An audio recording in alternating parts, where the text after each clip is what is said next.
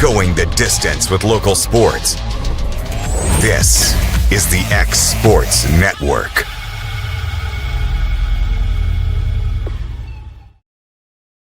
Hi, I'm Corey Rochelle, Director of Sales and Marketing here at Tennessee Valley Media Group.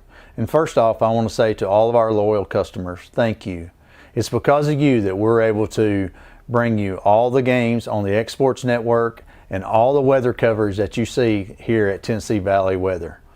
Second off, I want to reach out to all of you that's in our county and our surrounding area, all you small business owners, large business owners who would like to take your business and marketing to the next level. We have outstanding numbers. Our products are seen all over the state and all across the United States. So feel free to reach out to us. You can find us on Facebook, YouTube, Instagram, and you could just simply pick up the phone and call us here at the office. We look forward to speaking with you in the future. Thanks. This is the X Sports Network. And welcome everybody out here to Gary Lamb Field on a windy Monday afternoon here for some high school baseball. End of the regular season coming up here for the Loretto Mustangs as they bring in Columbia Central here for a final regular season matchup. Loretto comes in on the season 15-8, 6-2 in District 9 AA. Columbia Central, a 4A opponent, comes in at 14-12. They are 4-2 in district play. Again, district tournament play will start for tomorrow for some teams, other teams on Thursday, but we'll have some district tournament champs by the end of the week. Again, the Mustangs winning District 9 will host as the 1 seed. So we'll get these starting lineups to you, brought to you by Prime Automotive. For the Mustangs, starting on the mound, it will be the left-hander number 4, Kason Springer. His catcher will be number 15, Vinny Veloz. At first base will be number 10, Raleigh Ellis. At second base, number 1, Grant Fisher. Playing shortstop will be number 13, Mason Tidwell. John Tucker will be manning down the hot corner at third base. And the outfield will be Braden Bennett in left, Dylan Thompson in center, and Jaden Aaron in right. Cooper Burleson in the lineup DHing for Veloz. And for the Lions, leading things off, the shortstop, number 2, Jack Beck. Batting next will be the first baseman, number 27, Colby Browning. Batting third, the center fielder, number 7, Asher Conley. Batting cleanup, the DH, number 17, Adrian Matthews, who will be batting for the pitcher. The catcher, batting fifth, number 11, Cole Williams. Batting sixth, the second baseman, number 1, Kingston Ward. And batting seventh, the third baseman, number 24, Branham Smith. In left field, batting eighth, number 3, Cardin Bell. And in right field, batting ninth, number 22, Gabe Leonard. Caden Taylor will be starting on the mound for the Lions. So all the teams finished taking ground balls, warming up, and we have starting lineups and national anthem. We'll be back in a minute. You're watching Mustangs Baseball here on the X Sports Network. There's no job too small, no job too big for Evers Construction and Plumbing. We specialize in all your commercial, residential, and industrial plumbing needs. You can trust our trained and qualified service technicians for repair and installation, including repipes, gas line repair and installation, filter systems, drain cleaning, and camera inspection. There's plumbing, then there's Evers Plumbing. Professional, quick, efficient. Make your appointment today.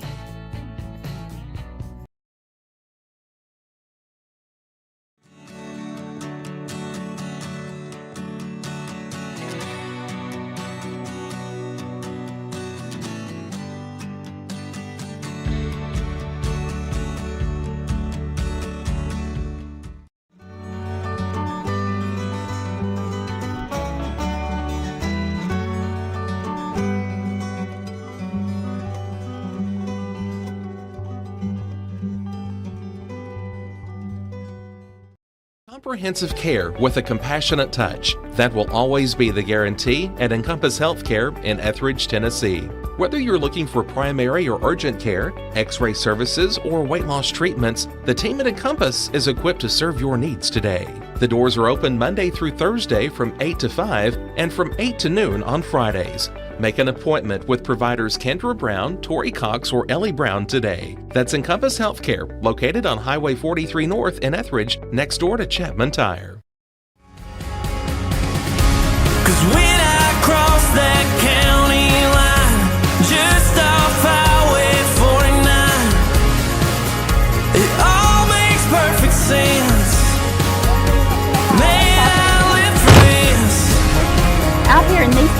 this just isn't okay. I've got the most heart.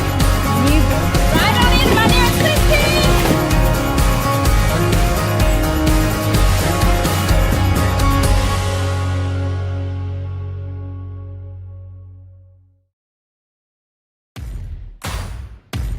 The Raptor Series from Hustler Turf. A premium line of residential mowers designed with a wide stance for operator comfort. A one-piece 11-gauge steel frame and welded steel deck for added durability. Finished off with premium Kawasaki V-twin power. We are Hustler Turf, and this is Hustler Country.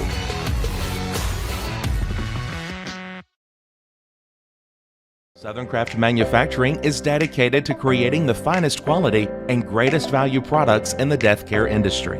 Southern Craft has perfected blending old world craftsmanship with modern manufacturing technologies to create a full line of steel, wood, and corrugated caskets. Family owned and operated for over 30 years, Southern Craft is now looking to hire local and regional truck drivers, welders, and production workers, each with great starting pay and a benefits package. For more information, visit southern.craftmfg.com. When it's time to build a home, remodel, or add on, Hamby Builders is this area's experienced construction company. From site selections to floors, doors, windows, trim, tile, bathrooms, and kitchen, the Hamby Builders team can make your home the home of your dreams. Hamby Builders is licensed and insured with over 20 years of experience in homes in Giles, Lawrence, Wayne, and Murray counties. Trust your home construction or light commercial project to the team with experience and integrity. Hamby Builders. Call 931-629-5264 or 931-629-9472 today. Being raised in Tennessee, we believe in the importance of family and community. Creating a positive experience at our family-owned and operated business is one of the ways we share that belief. Being in an accident can be extremely stressful. When it came time for my repairs, Mashburn's made it easy. I am lucky to have a wonderful company in my community like Mashburn's Collision Center. It's reassuring to know that I'm in good hands because their work is second to none. We pride ourselves that the Mashburn name is one of the most trusted in Lawrence County since 1981. Mashburn's Collision Center. Let our family take care of yours. At Smith Tax and Business Service, we offer many services. Along with personal income tax prep, we also offer tax preparation for corporations and partnerships. If you're a small business and looking for some extra help, give us a shout and we'll get you fixed up. Call Mary Beth Smith, Marion Matthews, Brooklyn Bates, or Michelle Staggs to find out how we can help you. Located at 208 Pulaski Street, phone 931-244-6633. Jack Davis Insurance, located at 201 West Gain Street in Lawrenceburg, has you covered through life's obstacles. Jack Davis specializes in group insurance for businesses and institutions of all sizes. With coverage for life, accidents, cancer, critical illness, short-term disability, dental, and vision, Jack Davis can customize a plan to meet every need. Now available Medicare plans for seniors. Contact Paige Davis at 931-492-9284 today for Medicare Supplement, Medicare Advantage, and prescription drug plan insurance. Serving Lawrence and surrounding counties since 1987, call the team at Jack Davis Insurance today at 931-242-5225. At Smith Tax and Business Service, we offer many services. Along with personal income tax prep, we also offer tax preparation for corporations and partnerships. If you're a small business and looking for some extra help, give us a shout and we'll get you fixed up. Call Mary Beth Smith, Marion Matthews, Brooklyn Bates, or Michelle Staggs to find out how we can help you. Located at 208 Pulaski Street, phone 931-244-6633. Shop McMaster's Home Gallery for furniture, appliances, and more. And shop quality, shop convenience, shop service, shop local. A family-owned business with a long history of serving the region. We're a one-stop home furnishings destination. We feature brands you know, competitively priced, backed by professional installation and service. You can trust that we'll take good care of you before and after the sale. For your home, shop smart. Shop McMaster's Home Gallery today. Make your property rock and roll with services from G&S Excavating, specializing in white sand, compost, mulch, topsoil, landscape gravel, and steel landscape edging. Turn to the pros who know how to make your project shine with years of experience. The best part is they're locally owned and operated. Choose from a vast selection of mulch and rock from their conveniently located facility at number 3 Valley Road in Lawrenceburg, just off Buffalo Road. Phone 931-279-3841 and get started today. Going the distance with local sports. This is the X Sports Network.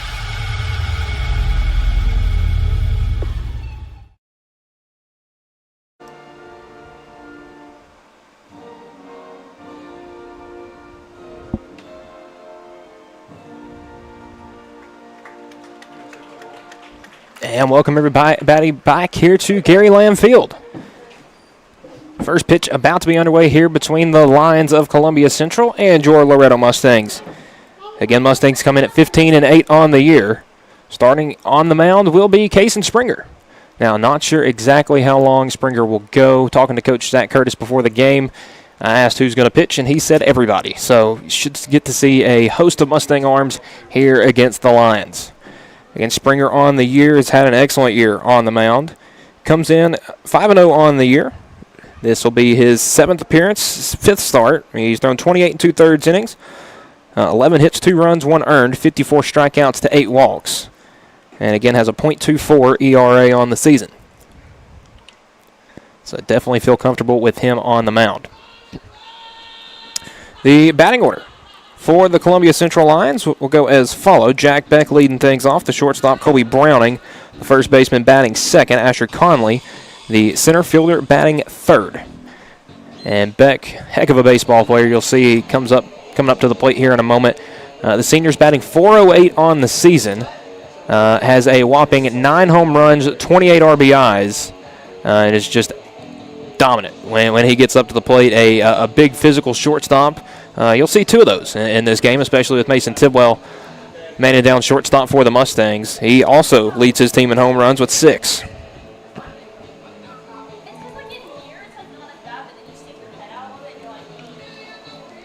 Mustangs had a great week last week. They were able to pick up a win over Muscle Shoals on Monday night, and then picked up 2 wins against Battle Creek on Thursday. We're supposed to play Friday at Scotts Hill. The rain, unfortunately, got in the way of that one. So leading things off for the Lions will be the senior shortstop, number 2, Jack Beck. Beck again batting .408 on the year, an extremely dangerous bat.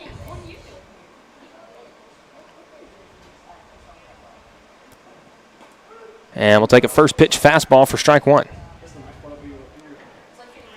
Beck on the season, 19 walks to 15 strikeouts to 19 walks, so definitely gets his fair share of free passes this year, as that one misses in the dirt for ball 1. An on-base percentage of .567.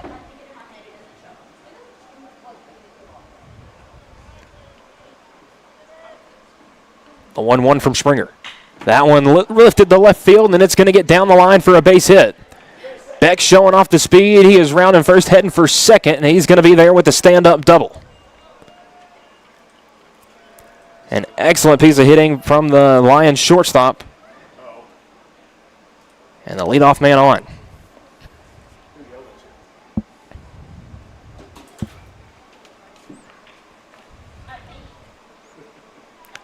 So next up will be the first baseman, number 27, Colby Browning. Browning having a great season as well, batting .362 on the season. Only 1 home run on the season. 17 RBIs. First pitch from Springer is the first pitch fastball on the outside corner for strike 1.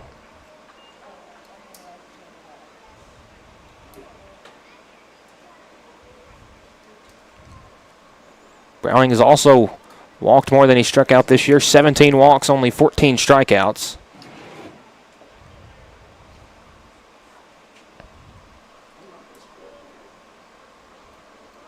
The 0-1 from Springer. In there for strike 2.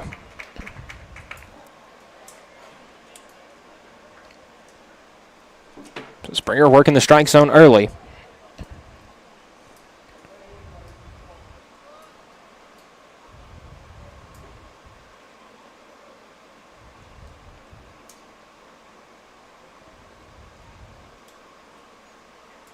Springer comes set, the 0-2.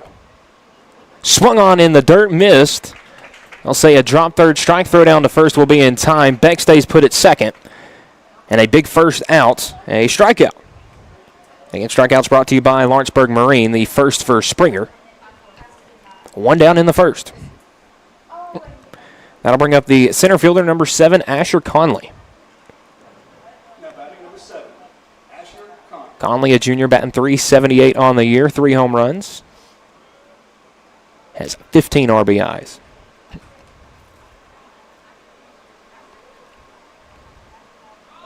First pitch from Springer is in the dirt, gets away from Veloz. Taking third is Beck. And a stolen base for the Lions. A runner at third now with 1 out.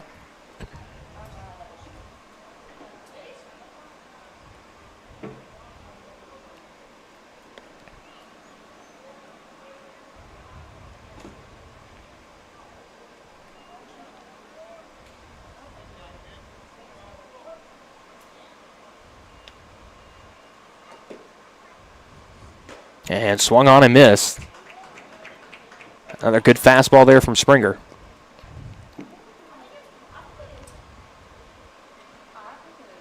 One. Swung on and missed for strike 2. Another fastball, that one at 85, coming from the lefty.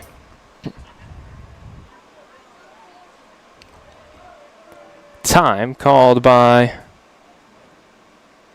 Conley. And the Lions center fielder will step back in. 1 ball, 2 strike count. Springer, and that one is fouled off. Conley will stay alive with 2 strikes.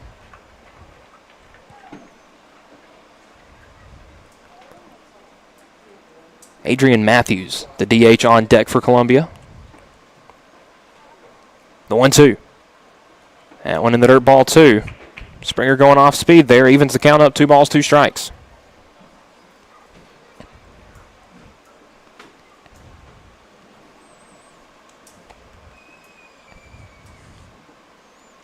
And the 2-2. Fastball in the dirt, loads it up full. Now a 3 ball, 2 strike count here to Conley.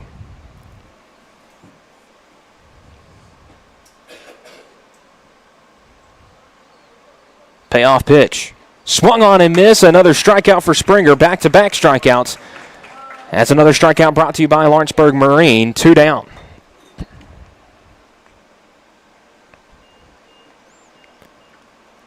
And that will bring up the designated hitter, number 17, Adrian Matthews.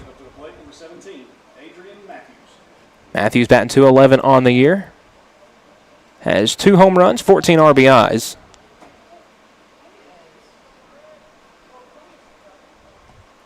And first pitch popped up out to center field. Charging on it is Thompson, and he will make the grab.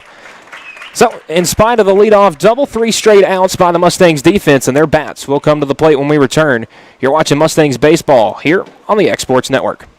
At Lawrenceburg Federal Bank, we're proud to be locally owned and operated because we're not just a bank, we're family. When you call, you'll be greeted by a friendly representative who's ready to discuss your banking needs, as well as offer our competitive rates on CDs and money market accounts. Our loan decisions are made in-house and never sold to a secondary market because our commitment is simple. You matter to us. At Lawrenceburg Federal, we offer all the conveniences of larger banks with a personal touch. Join us at Lawrenceburg Federal Bank, where community, trust, and service come together.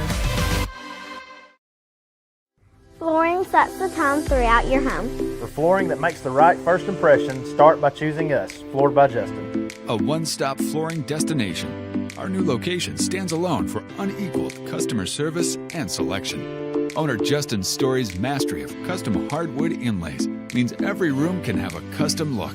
Discover how the right choice of hardwood, laminate, carpet, or tile can set the tone in your home. Contact Floored by Justin today.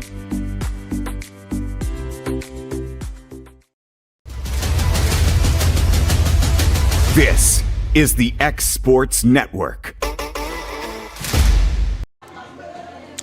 And we're back at Loretto, bottom of the first inning, about to get underway. A rather successful first inning for the defensive and pitching side of things for the Mustangs. A leadoff double by Jack Beck, and he threatened as he got all the way to third on a stolen base, but 2 strikeouts and a pop out. Some good pitching for the Mustangs sets them up. Still scoreless as we head to the bottom half of the first inning. Mustangs batting order not changed for a little bit. Positions have, but mostly the same. Grant Fisher leading off, playing second base. Mason Tidwell batting second, playing shortstop. Cason Springer on the mound, batting third. Raleigh Ellis at cleanup at first base. John Tucker at third. Cooper Burleson taking over at DH. Jaden Aaron, Dylan Thompson, and Braden Bennett rounding out the order as your outfield. So again, at least order-wise, one that the Mustangs have gotten relatively used to. Some spots move around here and there, but it's been this 9 for a majority of the late part of the year. These 9 guys have really separated themselves as contributors either on the offensive or defensive end. And leading things off will be the Mustangs' second baseman, number 1, Grant Fisher. Fisher batting .333 on the year. An OPS just shy of 900. And he's going first pitch, sent it out to right field, and we'll dump it in there for a leadoff single. So Grant jumps on the first pitch there from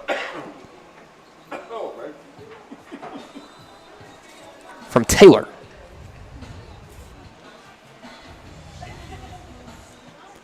Stepping up to the plate, number 13, Mason Tidwell. Mason Tidwell stepping in. Batting .446 this season. Fisher has a good lead at first. Tidwell will take a first pitch fastball in there for ball 1. Almost got him up underneath the arms. Mason's homered in 3 of the last 4 for the Mustangs. The 1-0, and that one's ripped on the ground to the left side, a base hit. Back-to-back singles, and the Mustangs got some action on the base paths early. As Tidwell able to scorch that one through the 5-6 hole. 2 on with nobody out.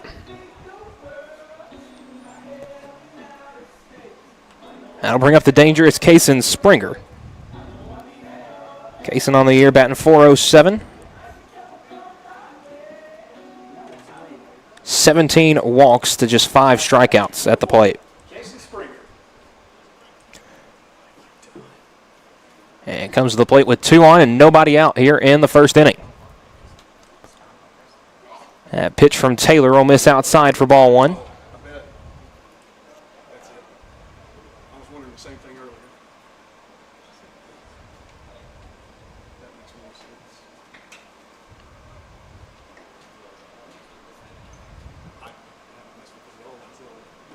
The 1-0. Swung on and missed. Fooled Springer there. And it's a 1-ball, 1-strike count.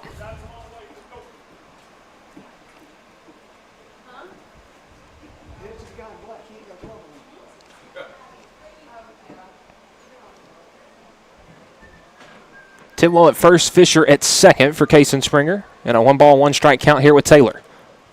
And that pitch ripped it out to right center field. That has a chance to split the gap, and it'll be down. Coming around to score is Fisher. Heading to third is Tidwell, and the Mustangs are on the board. An RBI single there from Cason Springer. And 3 straight hits to lead this one off. And the Mustangs are on the board 1-0 here in the first. You got 3 seniors at the top of the order. Fisher, Tidwell, Springer, and Ellis will follow that up with the 4th straight senior.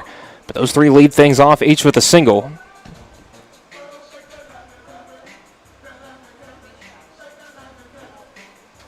And coming up in the cleanup spot will be the first baseman, number 10, Raleigh Ellis. Ellis has had a good year. Has reached in all but 3 games this year. And we'll call time before the first pitch, as has become a sort of tradition for him.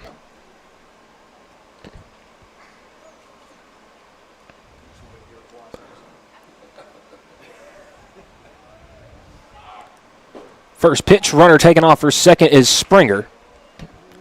And he'll get to second to take away the double play ball. Now 2 in scoring position for the Mustangs. As that first pitch missed down.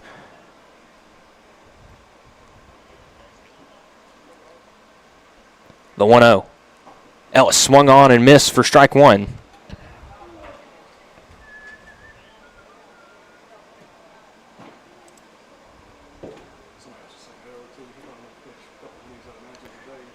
Caden Taylor in a 1-1 count here with Raleigh Ellis. Next pitch swung on and missed. Went with the breaking ball right there. And is now ahead in the count. 1 ball, 2 strikes. Still looking for his first out here in the bottom of the first inning.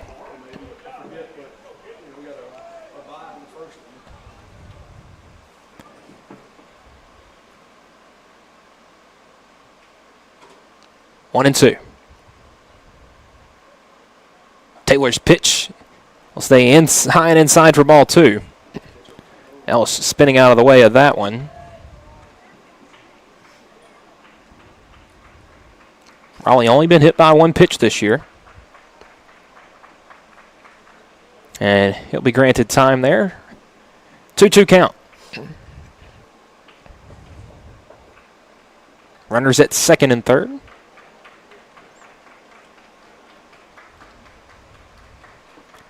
Pitch from Taylor. And Ellis swings it on it to Beckett short. A little bit of a rundown. They'll go to first, and they'll say he's out. Tidwell will come down to score. Springer will stay put at second, and the Mustangs now in front 2-0.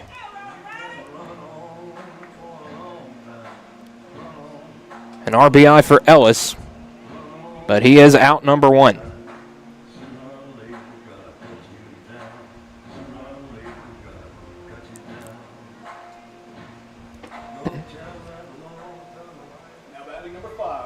So that'll bring up the third baseman, number 5, John Tucker. Tucker up with 1 out and a runner on second. And he'll take a first pitch breaking ball in for strike 1.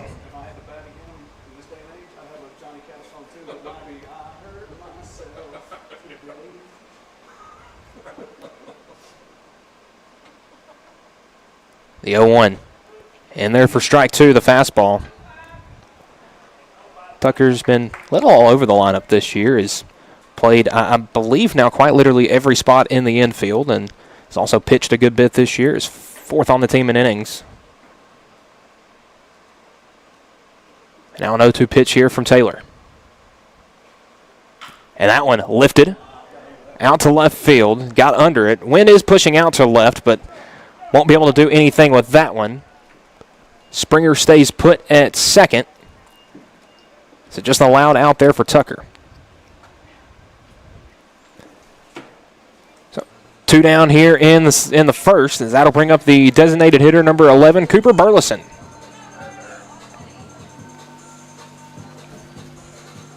Again, Cooper just a freshman playing, batting in place of Vinny Veloz tonight as a DH.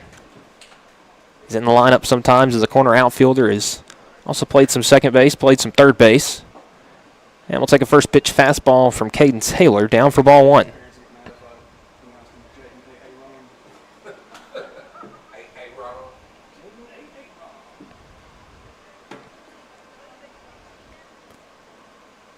The 1-0 from Taylor. That one swung on up the middle, and Beck is not going to be able to stab it. It's going to get into center field for a base hit.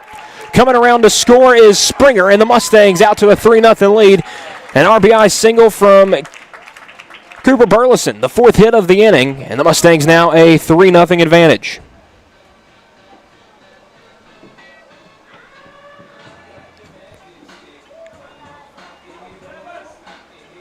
Coming around to score was Springer. Now batting number 7, Jaden Aaron. And Jaden Aaron, the senior right fielder, steps up for his first at-bat of the day.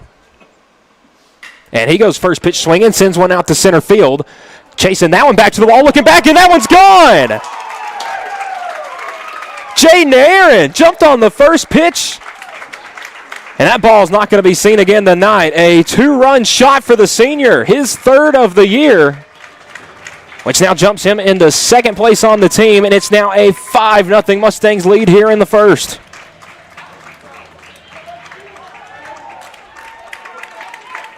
A 2-run home run for Jay Nairn. And the offense came out ready to go today, folks.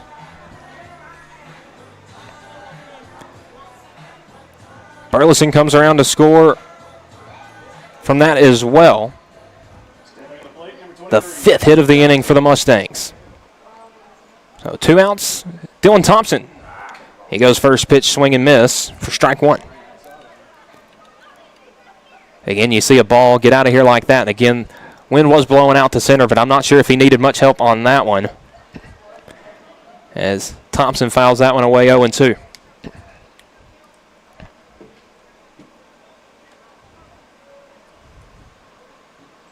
And the 0-2. That one will miss down for ball 1.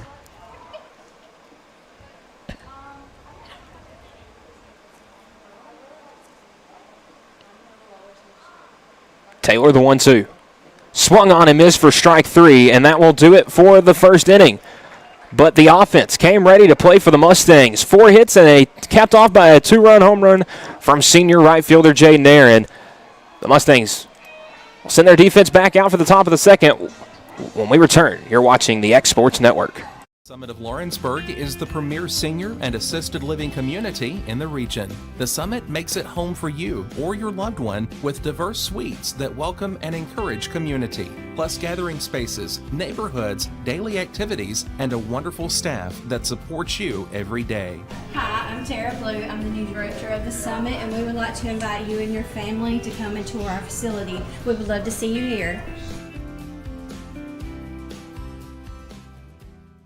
Are you looking for a non-factory job environment? Livingstone Freight Solutions is a 3PL company that began managing warehouses in Tennessee, Alabama, and Mississippi. With our multiple shifts and experienced management team, our goal is to give you as an employee a safe family work environment and competitive wages. We offer a wide variety of employment opportunities from forklift drivers to management level positions. We also strive to offer a competitive benefit package and PTO options. For more information or to apply, visit us at livingstonefs.com or give us a call at 931-269-3255. Going the distance with local sports. This is the X Sports Network.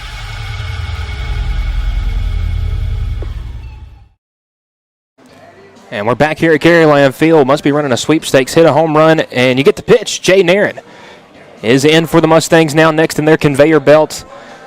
Again, a Johnny Holstaff kind of game today as the Mustangs look to close out the regular season on a high note. And a loud first inning offensively definitely helps. So, Jay Nairn coming on to the mound. This will be his 5th appearance, 2 starts on the year, an 0-1 record with a 1.54 ERA and 11 2/3 innings pitched.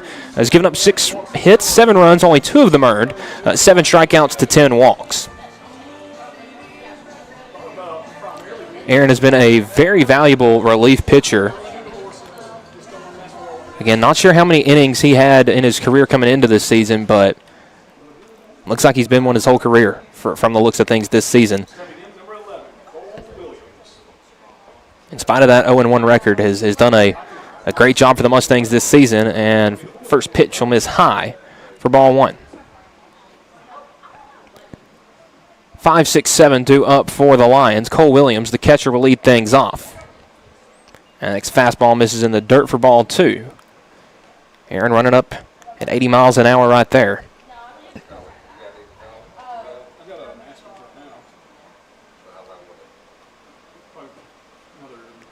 The 2-0 misses just outside for ball 3.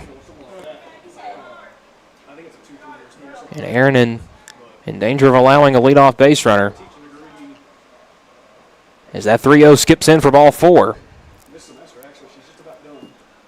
And Williams will draw a leadoff walk to start the second inning. A good start for the Lions. Again, Aaron has struggled at times this year with command.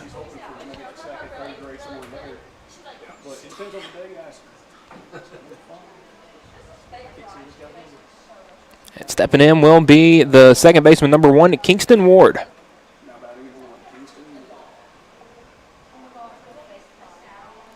Ward will swing and miss on the first pitch fastball. 77 right there from Aaron.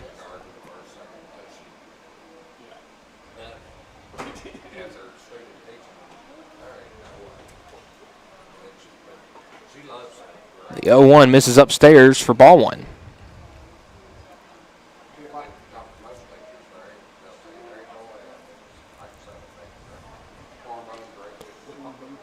The 1-1.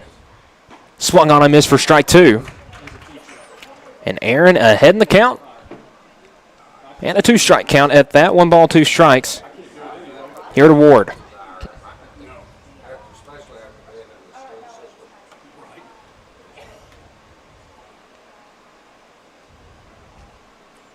Time will be called there by Ward.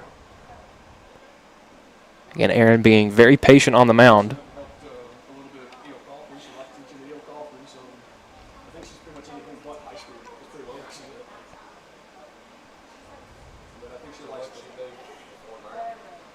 The 1-2.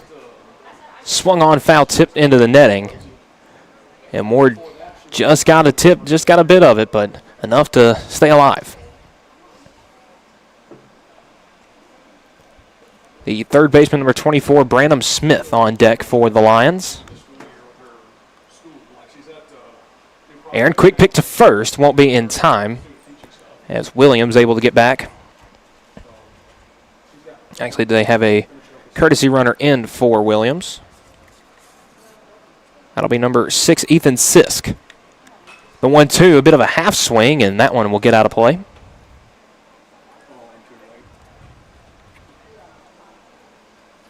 So again, that is Ethan Sisk running in place of the catcher Cole Williams, a courtesy runner. Still a 1 ball, 2 strike count. And the breaking ball from Aaron dropped in there for strike 3. That one buckled up Ward. And he'll go down looking. 3rd strikeout of the day by the Mustangs pitching staff. First for Aaron. 1 down in the inning. That'll bring up the Lions' third baseman, number 24, Branham Smith.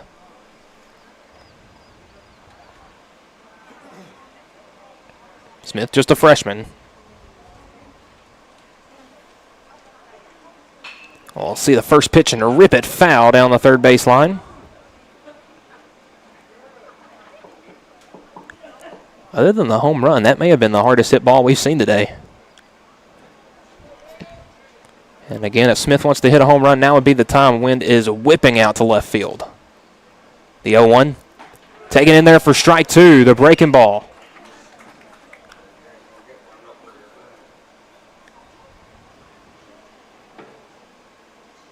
So the 0-2 count, the runner at first. Aaron. That one in the dirt, gets away from Veloz. The runner, Sisk, will head down to second. Eliminating the double play ball. 1-2 count.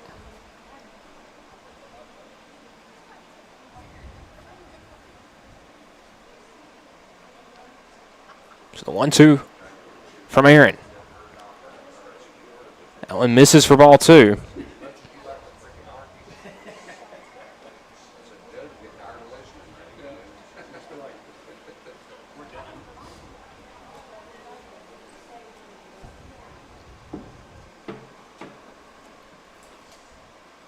And the 2-2. That one lifted out to right field. Chasing it back is the right fielder and caught. Asher Sharp making the leap and grab. 2 down in the inning. Runner tags from second, heads to third. But a very good out there on Branham Smith. I believe Asher Sharp in there at right field, filling in for Springer, who started this game. Actually, I believe that is Thompson in right field, and still got Springer out there, has moved from the mound to center field. So, Carton Bell, the left fielder.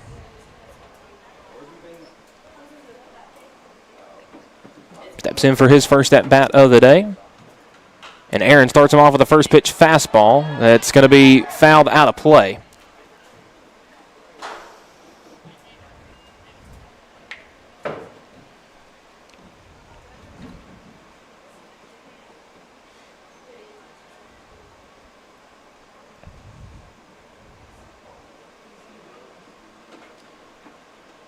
The 0-1. Must have been a little high.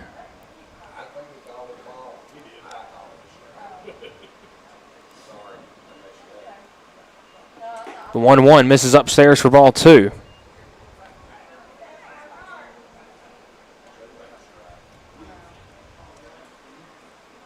So 2 balls, 1 strike, 2 outs here in the top of the second. Pitcher Aaron will miss down and away for ball 3. And a hitter's count to Bell, the 8th batter in the Lions lineup.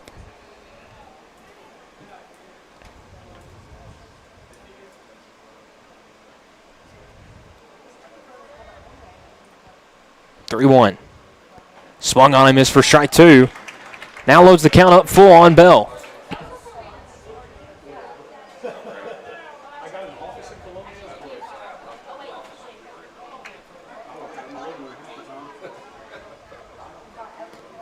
Aaron coming set with the payoff pitch, the 3-2. Swung on and missed for strike 3. And again, after allowing the leadoff base runner, 2 strikeouts and a pop-out, gets the Mustangs out of the top half of the inning. They'll come to bat in the home half when we return. You're watching Mustangs baseball here on the Exports Network.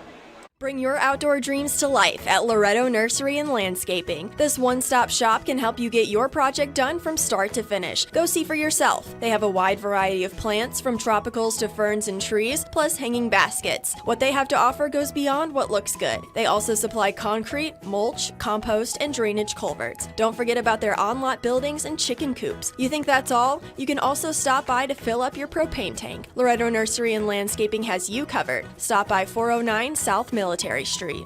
Got a dent, a ding, a scratch, or a bent fender? Major or minor, Car Country Collision Center in Leoma can fix you up. Car Country works with all insurance carriers, gives free estimates, can work on foreign and domestic vehicles, and has experience you can trust. They've been in business since 1990. Unfortunately, accidents happen, but you can get your car back on the road with as little hassle as possible with the help of Car Country. Call 931-852-4708 or stop by at 2567 Highway 43 South in Leoma.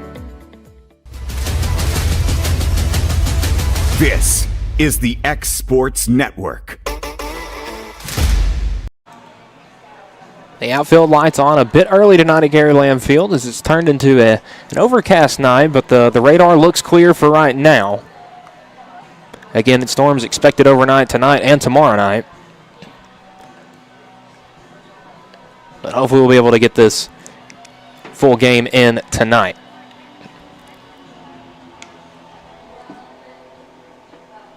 Again, Mustangs had an excellent offensive output in the first inning, getting a 5-run first. Had 3 RBI singles and a 2-run home run. New arm on the mound for the Lions will be number 5, Gavin Bedingfield. Bedingfield, a junior right-hander.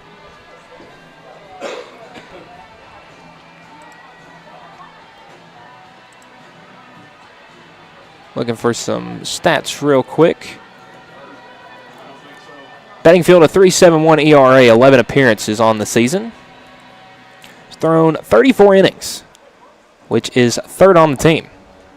33 hits, 30 runs, only 18 earned, 14 walks to 18 strikeouts. Has given up 2 home runs and 164 batters faced. And he'll face Braden Bennett to lead things off. 9-1-2 due up for the Mustangs here. As Bennett will take a first pitch fastball, low and away for ball 1. Bedingfield showing good velo, 82 on the first pitch fastball. The 1-0. That one in the dirt for ball 2. Bennett's had an excellent year at the plate, batting .350 this season. That 2-0 will be fouled off.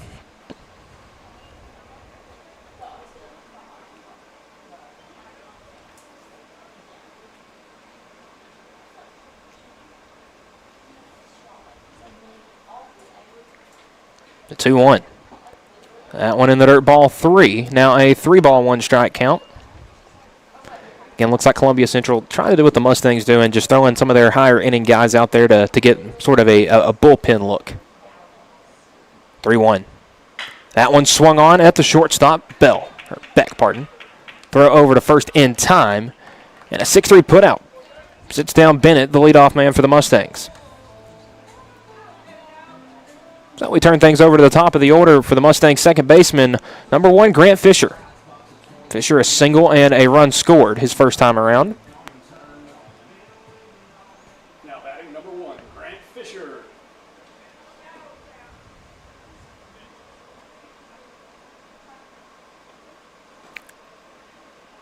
Showed bunt to Bedingfield. First pitch missed high for ball 1. Looks like he went a little off speed there. The 1-0. That one misses just a bit outside, ball 2.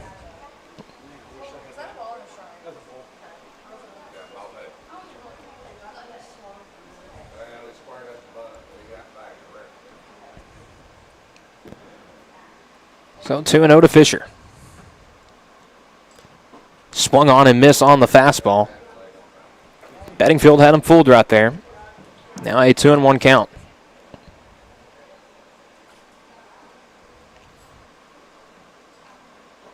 2-1. That one misses for ball 3. And back-to-back 3-1 counts from Bedingfield in his first 9 pitches. And that 3-1 misses for ball 4. Fisher will take first, his second time on the night. And that'll bring up Mason Tidwell. Mason jumped on the first pitch, a single and a run scored. Final in softball, Summertown 6, Lawrence County 4. So a big win for the Lady Eagles there. 14th walk drawn by Fisher this year. First pitch to Tidwell misses for ball 1.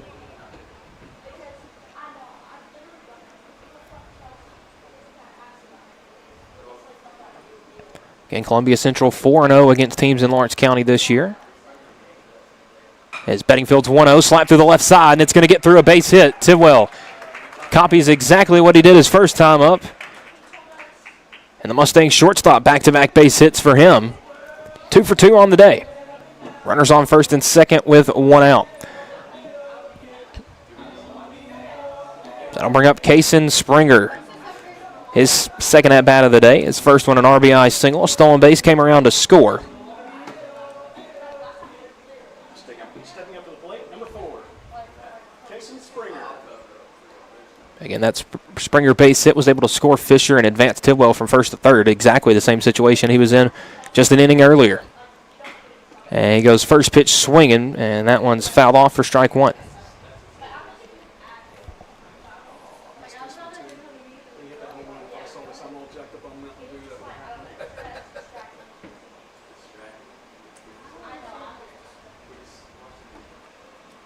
So 0-1 here. Bedingfield pitching to Kason Springer. And that one plunks him.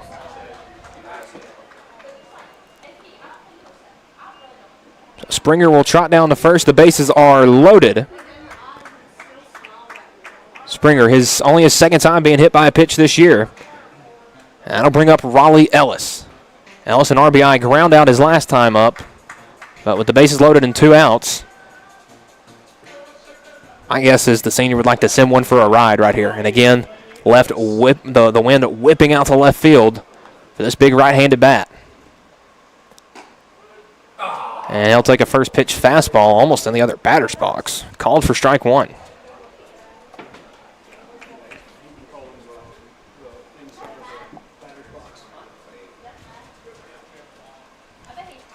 The 0-1.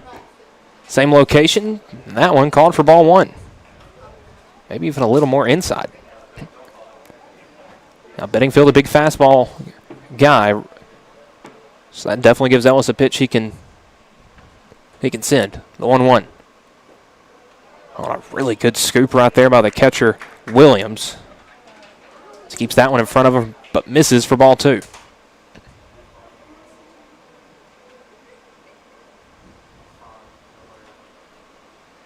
Two-one. That one swung on a line, and it gets through the left side, a base hit. One run comes around to score is Fisher. Tidwell He's going to come around to score as well. A 2-run single from Raleigh Ellis. Puts 2 more on the board for the Mustangs. It's 7-0.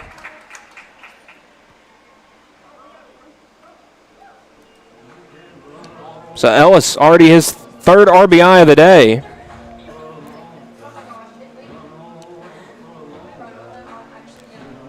So he keeps the pendulum moving. That'll bring up John Will Tucker. 0 for 1, a fly out to left field. Will now come up with 2 on.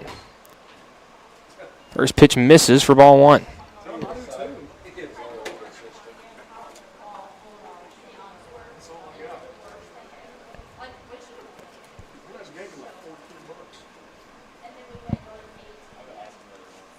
The 1-0.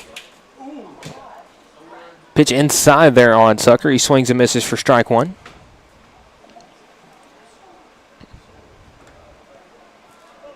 Was not the pitch he was expecting right there.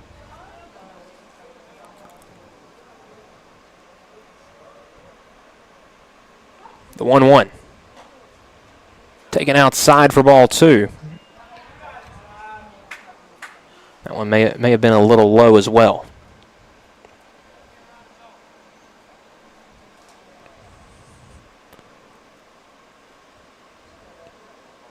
Two 2-1 from Bedingfield. Little half swing. They're going to say he went around for strike 2.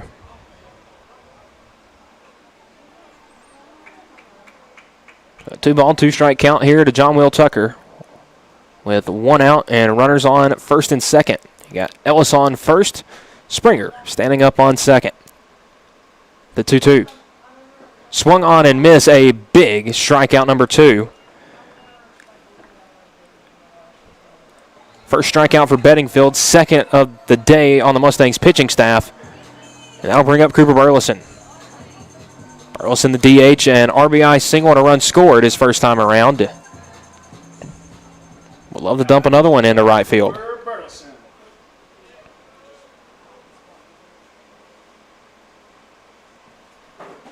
Goes first pitch swinging on miss on the fastball there from Bedingfield.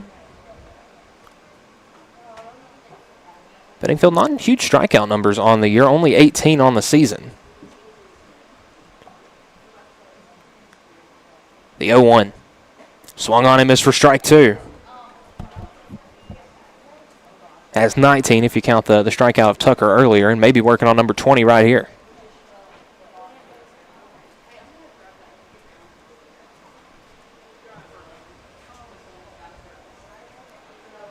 Nothing in 2, the count to Burleson. Swung on a hard ground ball, backhanded by the second baseman. Flip over to Beck in time for the 3rd out. But again, the Mustangs offense able to put up a pair in the bottom of the second in spite of the 2 runners left on. We'll see who the new Mustangs pitcher is when we return. You're watching the X Sports Network.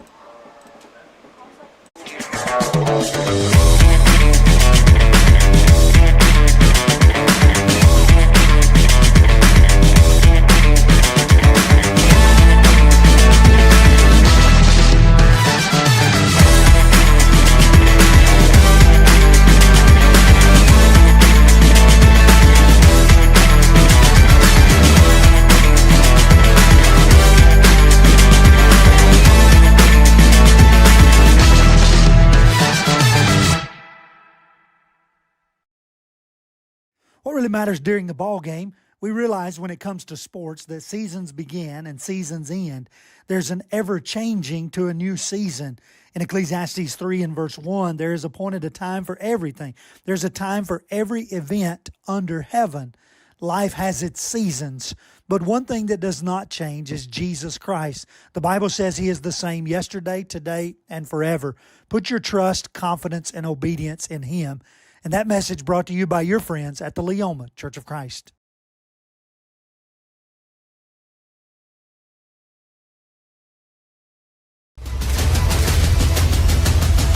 This is the X Sports Network. Dylan Thompson, the next man in line of the Mustangs pitching staff today. It seems like pretty much everybody is looking to get an inning. or at least a couple of outs, depending on how things go. Kason Springer started things out for the Mustangs. Jaden Aaron got the second inning, and Dylan Thompson, another senior righty, on the mound for inning number 3. Mustangs, the offense has been there today. 5-run first inning, a 2-run second, as they now lead this one 7-0 here against Columbia Central. 9-1-2 due up for the Lions here in the third. Gabe Leonard, the right fielder, will lead things off with Beck and Browning on deck and in the hole. Thompson, first pitch a little bit wild, misses for ball 1. Thompson on the season, 34 1/3 innings. His 9th appearance now, only 6 starts, a 5-1 record with a 2.45 ERA. That pitch popped up. Say to the left side, and Bennett able to stab it out of the air for out number 1. Only 2 pitches there, and a productive out. So back to the top of the order with Jack Beck. The shortstop, 1 for 1, a double and a stolen base. Hit a absolute laser down the line his first time up.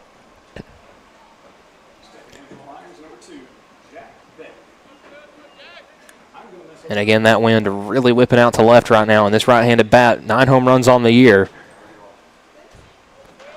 Obviously, the field not facing the right way, but could almost send one back to Columbia. First pitch fastball, and there it goes out to left. And number 10, right there for Beck, the solo shot. Thompson tried to test him with the fastball there, and Columbia Central on the board as Jack Beck hits his 10th home run of the year.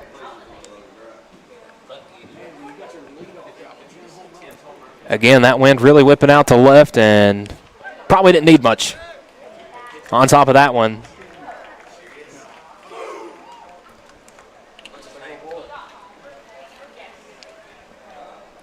Mustangs still a 6-run lead as Colby Browning, the first baseman, will step in. 0 for 1 with a strikeout, his first time up.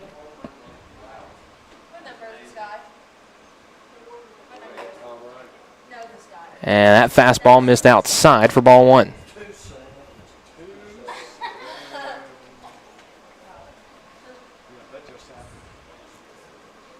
The 1-0. That one pops up. Out to center field. Springer comes in to make the grab for out number 2.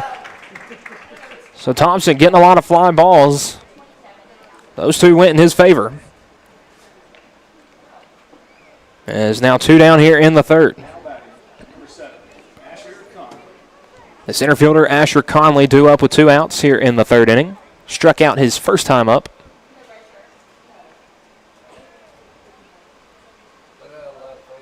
And we'll face Thompson with the bases empty.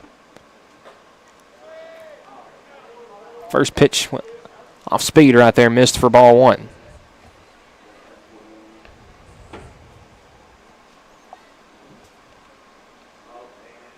.0 swung on and missed. Foul tip into Veloz's glove back there behind the dish. 85 on the fastball there from Thompson.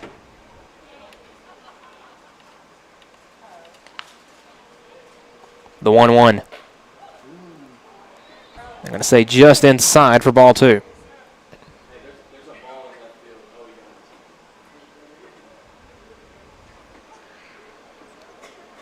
Thompson, the 2-1.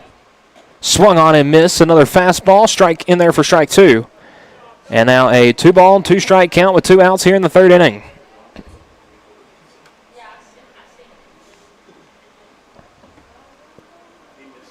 The 2-2. Swung on, popped up. Ellis going over there to the right side. And the first baseman makes an excellent play to close out the inning. So Jack Beck puts the Lions on the board, but 3 flyouts will do it in the top half of the third inning. The Mustangs will bring their bats back to the plate when we return. You're watching the X Sports Network. A moment in real estate with my dad, Jeff Hood. You know, I get asked a lot about what the market's going to do. How's the real estate market? I've been selling real estate for a long time. And nobody has a crystal ball. And you know what? When it's your time to buy or your time to sell, it really doesn't matter what the market's doing. It's your time, and you have to do something maybe. What makes a difference is the agents and the experience that go to work for you. We're Keller Williams Hood Company, located here in Lawrenceburg, Tennessee. We can help. Hood Company, powered by Keller Williams, the #1 name in real estate.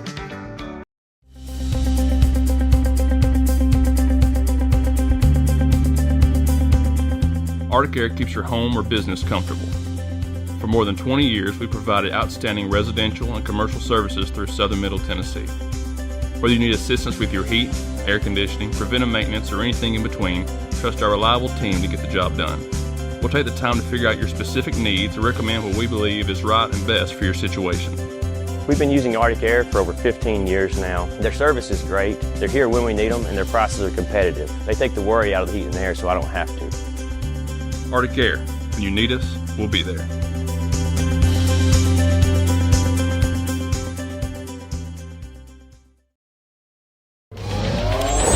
Going the distance with local sports. This is the X Sports Network.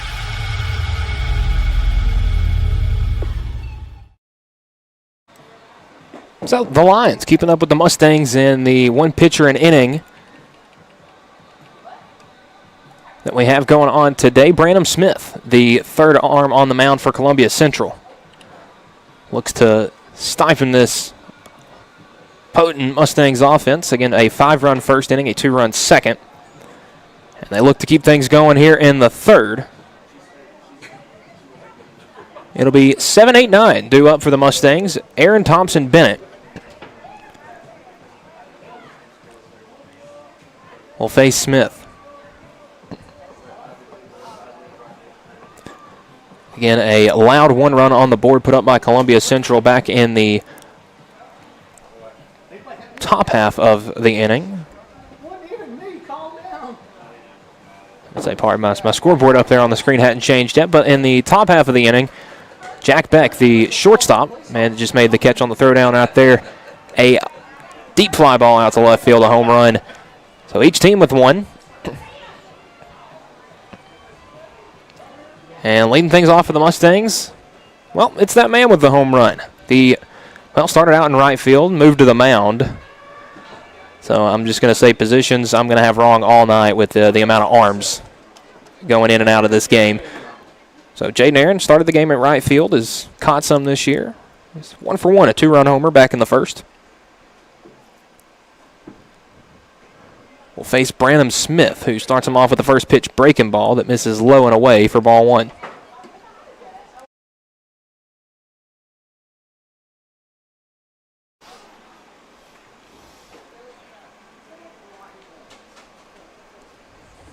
Smith gets the sign, the 1-0. That one back up the middle. And, folks, that's a broken metal bat, is that one lined right back at the pitcher. And a strange out, but an out nonetheless. I've seen it happen in person, but I've never called it happening in person. A broken metal bat. But a line out right there for Aaron.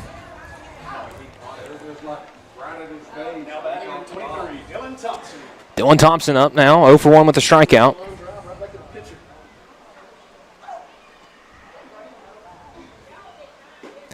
And he'll take a first pitch fastball on the outside corner for strike 1.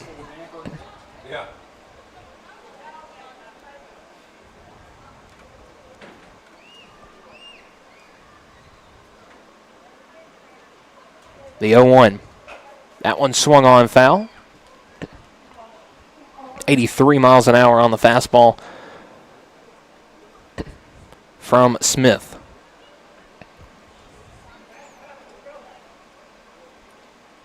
Now has Dylan Thompson in an 0-2 count.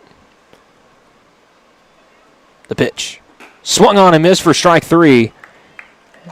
Second time going down swinging tonight is Thompson. And 2 down to start the inning.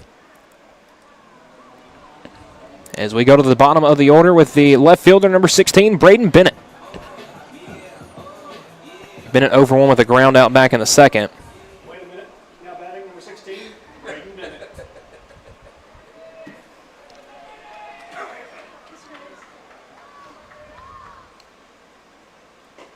Bennett, a little half swing. They're going to say he did not go around. That missed for ball one.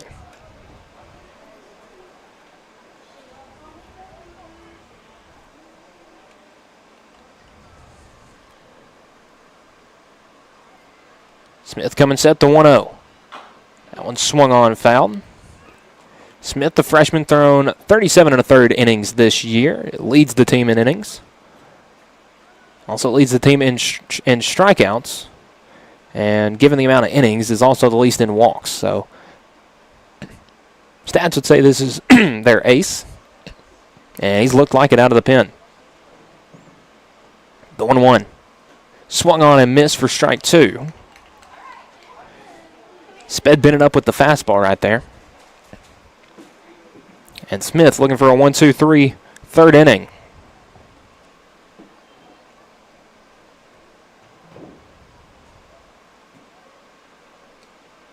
The 1-2.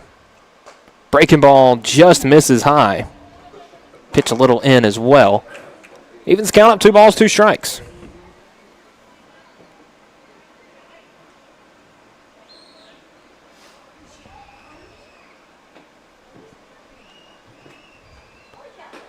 And the 2-2 froze him, strike three. And a 1-2-3 bottom of the third inning. Excellent pitching out of the bullpen by Branham Smith. And we'll turn to the fourth inning when we return. You're watching Mustangs Baseball here on the Exports Network. Have you ever seen those halftime scholarships where you have to nail a 40-yard field goal? Yeah, this isn't that. I just had to open a Bank Independent account and follow a few simple steps. That's it. A 20% scholarship to UNA. Bank Independent. We're invested in your future.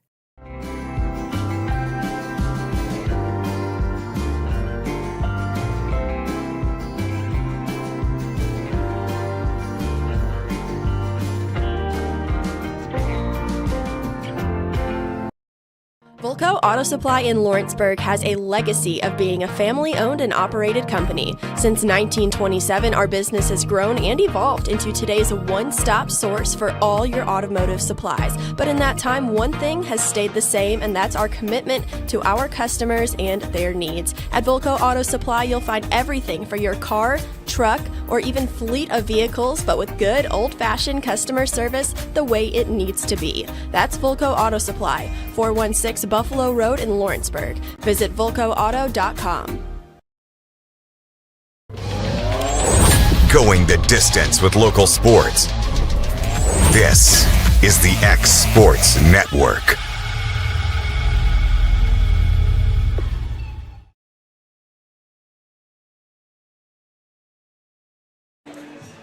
And we turn to the top half of the fourth inning. John Will Tucker, the next arm on the mound for the Mustangs. Tucker on the season. This is his 10th appearance, only 3 starts, a 1-4 record with a 4.01 ERA. He's thrown 22 2/3 innings for the Mustangs this year, good for third on the team. Was seen as the number 2 guy early in the season, back before the basketball players made it back. And those innings have proved to be valuable for the Mustangs, as he's a guy they can look at to start a game, can be a long relief guy out of the bullpen, and can even close the door on games. He's been seen in all 3 roles this year. And he'll get the heart of the Lions order. It will be 4, 5, 6 due up for Columbia Central here in the fourth. It'll be Matthews, Williams, Ward, the DH catcher and second baseman. And the Lions somewhat got the offense going in the first. A solo shot from Jack Beck put their 1 run on the board, and Beck 2 for 2 today. The rest of the team, though, 1 for 9, or I believe 1 for 10, if you do count the 1 walk there from Cole Williams. So they look to get that going here in the fourth inning. It'll be Adrian Matthews, the DH, to lead things off. Flew out to center field his last time up. So the defense for the Mustangs. Looks like Ellis at first, Fisher at second, Tidwell at short. As Tucker misses with the first pitch. Outfield looks to be Bennett, Springer, and I believe that's Aaron out and right. As that one's lifted into left center field, it's going to drop in there in the gap. Heading for second, though. Matthews showing the speed, and he is there, stand up with a double. Man, Matthews right there got out of the box in a hurry. And standing up on second.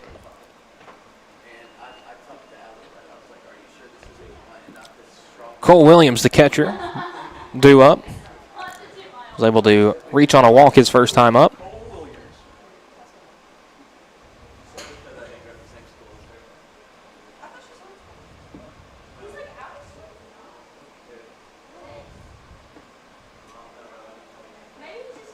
Tucker, first pitch, hit out to left field.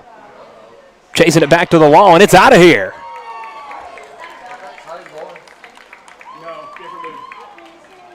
And just like that, Columbia Central jump back into this one. A 2-run home run from Cole Williams.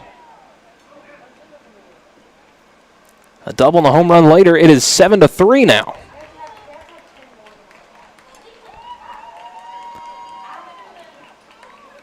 So home runs in back-to-back innings for the Lions.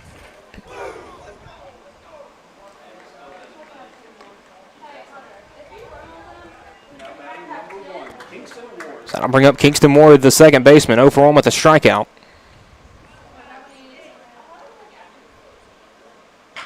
That first pitch hit to the left side, fielded by Tidwell.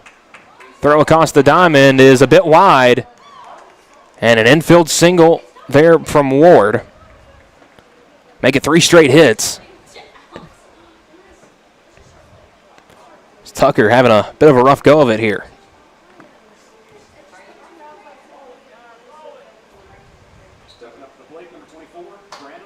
So that'll bring up Brandon Smith. Pitch last inning, had a 1-2-3 frame.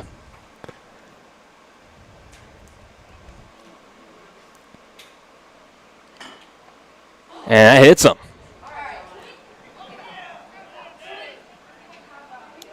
And Tucker has faced 4, and all 4 have reached so far. A double, a home run, a single, and now a hit by pitch.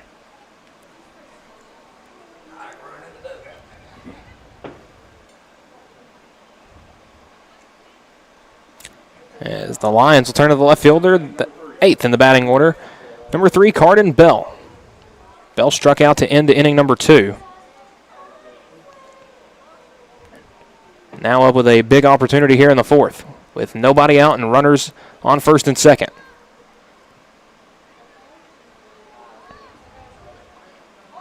Shows bunt, pushes it down the line, foul.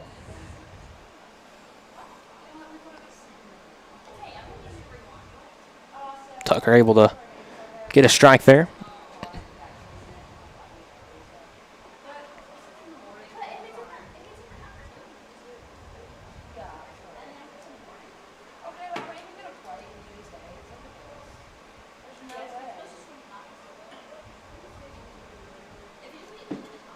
It's an 0-1 count here to Bell. Left fielder looking to push a bunt down the line to move the runners to both into scoring position. And a breaking ball freezes them for strike 2. Now essentially, well, potentially eliminating that bunt play now.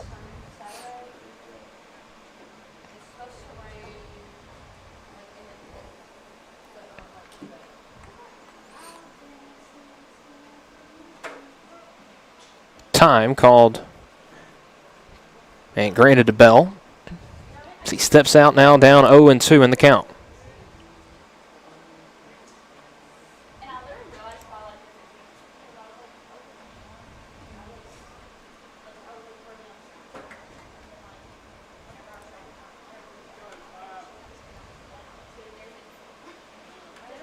The 0-2.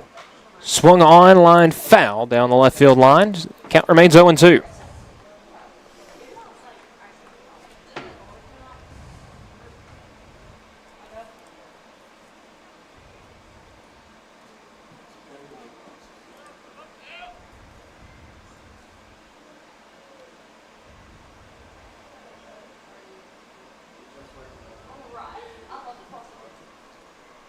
The 0-2.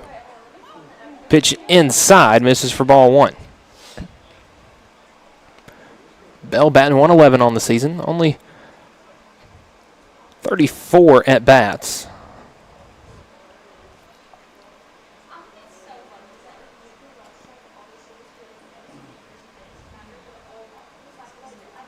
The 1-2, runner's taken off, swung on and missed for strike 3, a drop third strike. And they'll say the catch is made by Ellis at first for the out. Runners advance to second and third. But Bell is down swinging. Shouldn't have even need to make the play over there at first. His first wasn't open. And a drop third strike doesn't matter. But nonetheless, one out. As Gabe Leonard up for his second time tonight.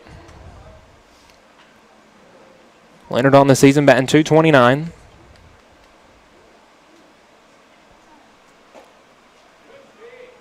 We'll take the first pitch outside for ball 1.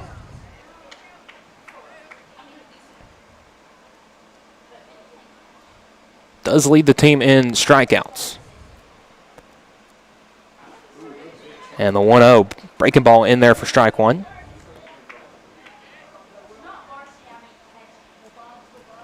Leonard also leads the team in reaching on an error.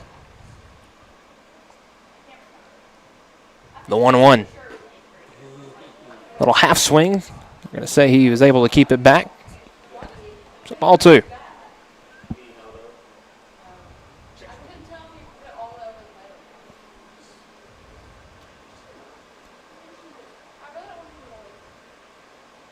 Tucker will step off.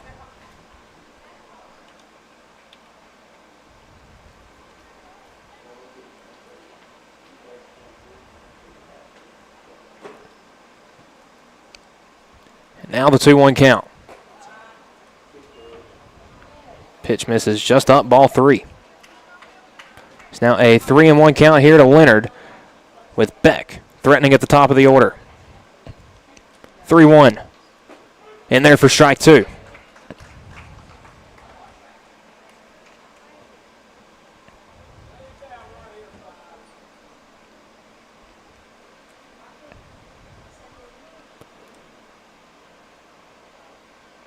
And time granted again to Leonard. As Tucker is looking to get out number 2 here in the 4th inning. 3-2 count. Payoff pitch. Swung on and miss. Back-to-back strikeouts for Tucker. Another strikeout brought to you by Lawrenceburg Marine. 2 down in the inning.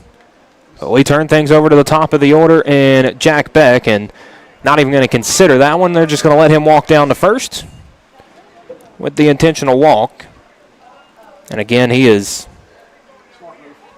dangerous. So we'll turn it over to Colby Browning, the first baseman. Browning 0 for 2 tonight. A strikeout and a flyout.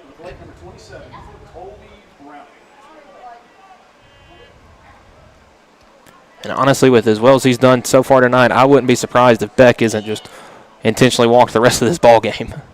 First pitch breaking ball in there for strike 1.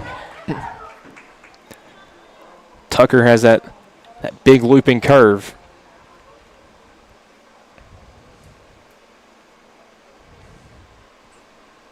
The 0-1.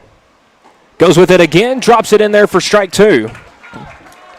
And now a 0-2 count to Colby Browning.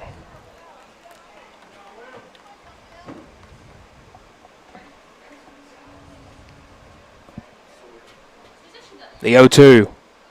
Swung on and fouled.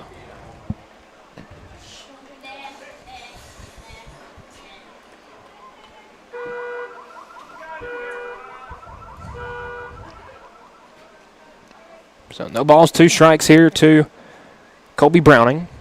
Right-handed bat, the first baseman for the Lions. Tucker coming with the 0-2. That one in the dirt, stabbed by Veloz, ball 1. The fastball in there at 78.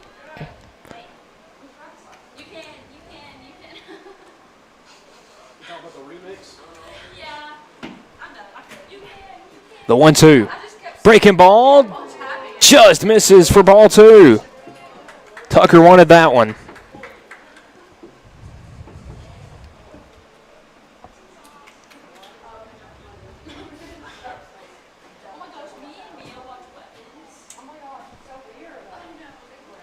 2 balls and 2 strikes now with the bases loaded for Browning.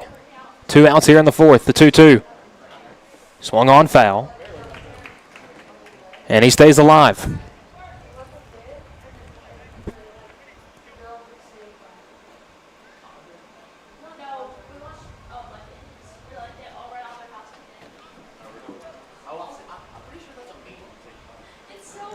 So still a 2 ball, 2 strike count here. As Tucker looks to get through this 4th inning. The 2-2. Swung on, up the middle. Tidwell stabs.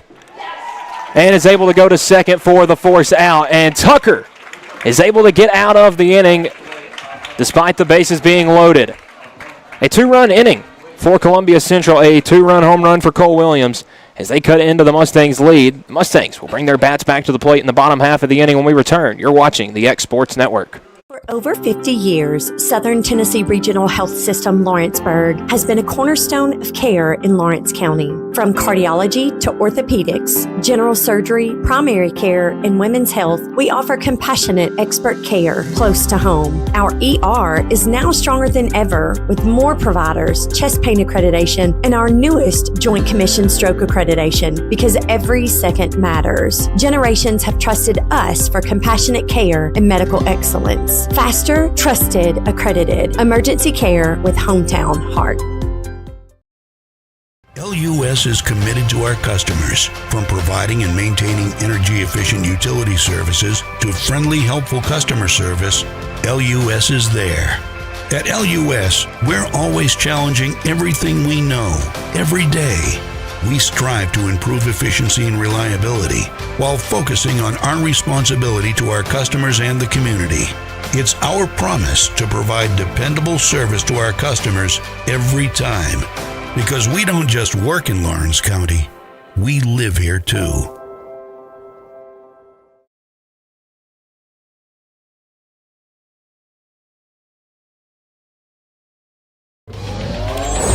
Going the distance with local sports. This is the X Sports Network.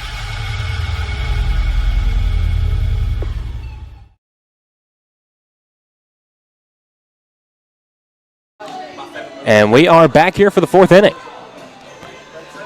John Will Tucker got himself in and out of a little trouble.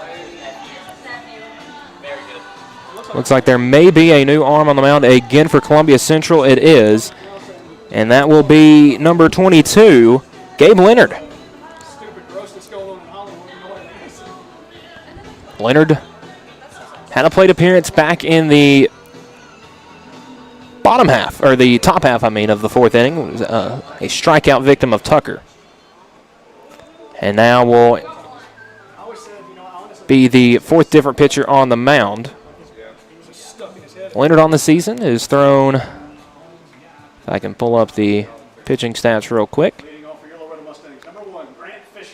Leonard, a 27 2/3 innings pitched, a 2.25 or a 2.53 ERA.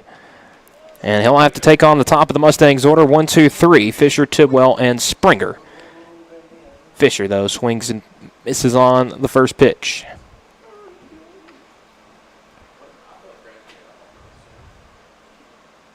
And a bunt drop down the line, a beautiful one. Third baseman charging. The throw in time. Holy cannon over there at the high corner. I believe that was Smith, who just had that last inning on the mound. And I'm not sure if Fisher could have placed that bunt any better. And unfortunately, out number 1.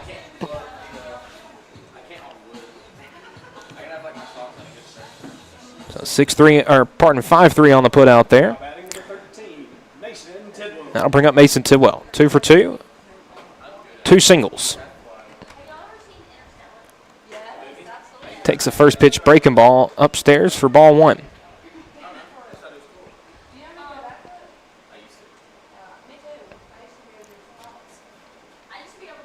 Leonard, his 9th appearance on the mound as Tidwell fouls off the 1-0.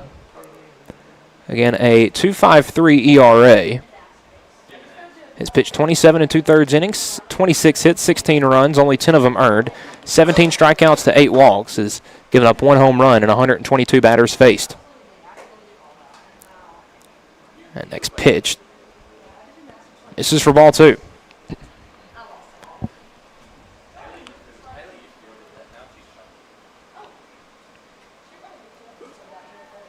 Two one here to Tidwell. That one swung on, popped foul, back out of play.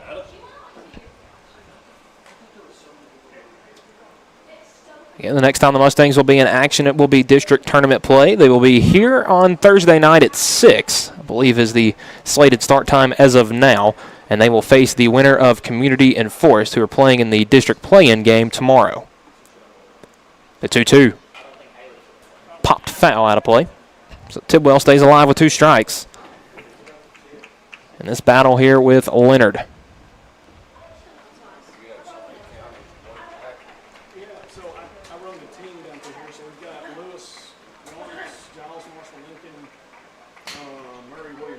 So 2-2.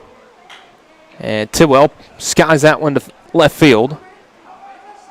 And it will get out of play into the Mustangs bullpen. So count remains 2 balls, 2 strikes. Tidwell seeing a lot of pitches here off of Gabe Leonard.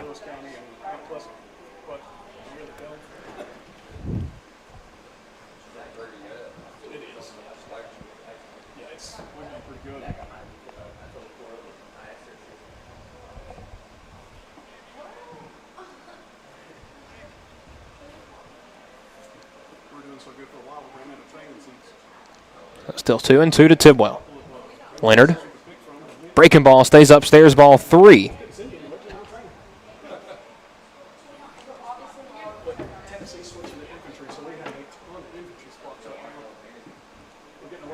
Now a full count here to Mason Tidwell, the Mustangs shortstop. That pitch pops up to left field. Be close to getting out of play again, and it will.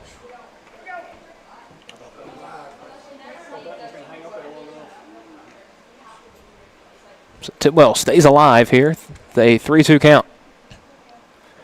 Been a very long battle with him and Leonard.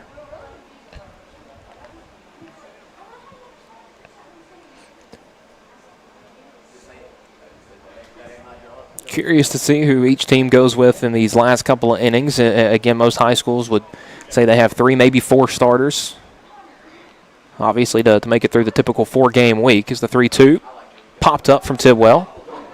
That one may stay in play. The third baseman, Smith, makes the grab for out number 2. And that puts away Tidwell.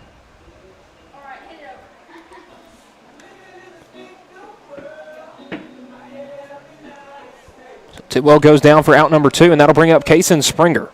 Springer, an RBI single, a stolen base, a run scored, and was hit by a pitch his last time up.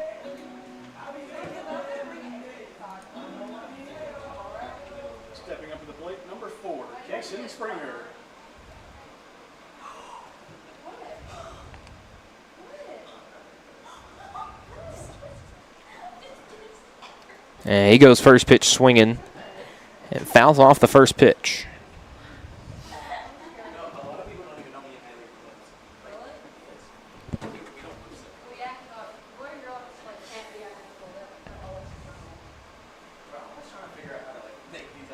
Leonard will step off.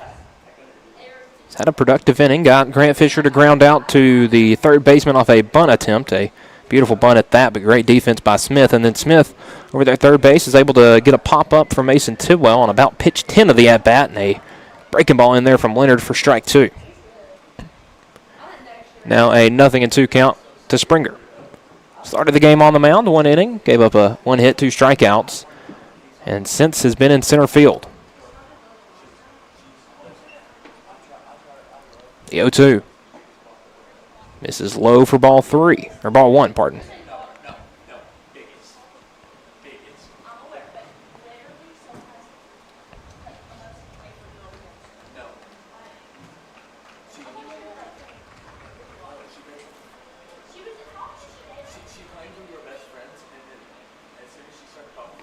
The 1-2.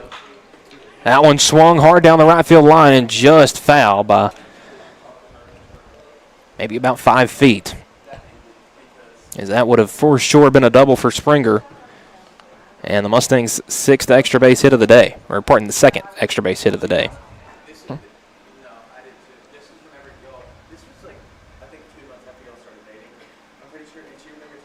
Mustangs 7 runs on 7 hits.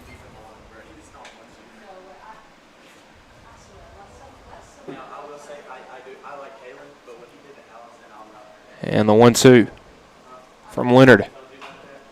Springer pops that one foul out of play. May have missed the pitch there. Seemed a little frustrated after that one.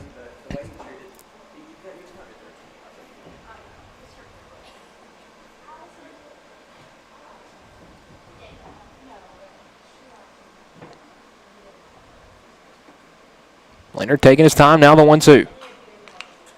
Springer slices that one foul, and he stays alive.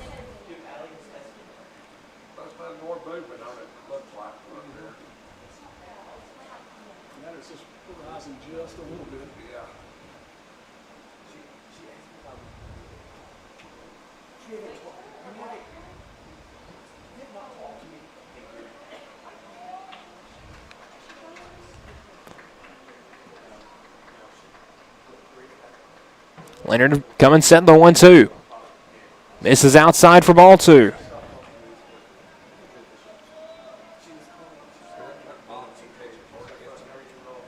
$18 pitches this inning from Leonard, and he's so far faced the minimum.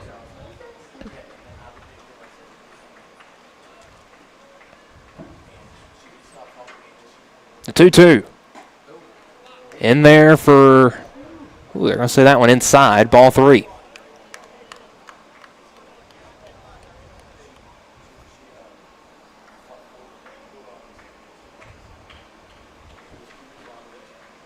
So a full count now to Kason Springer.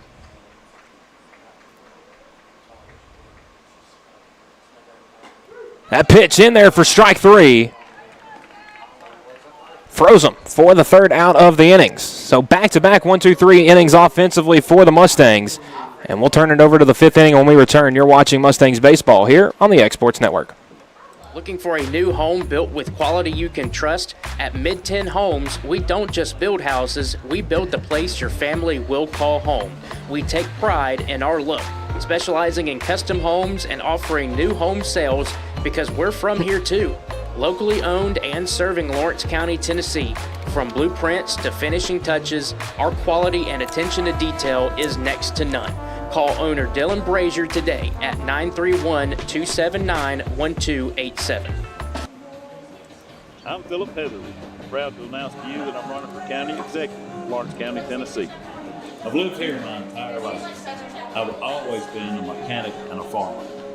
I've also been privileged to serve for the last 6 years as commissioner for District 12. If you're ready for leadership, for someone that has lived it, worked it, and fought for it here at home in our county, I appreciate your support. God bless you. God bless your families. God bless our county. Now let's get to work.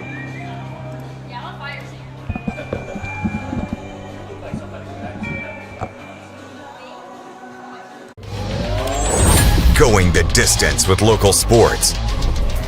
This is the X Sports Network.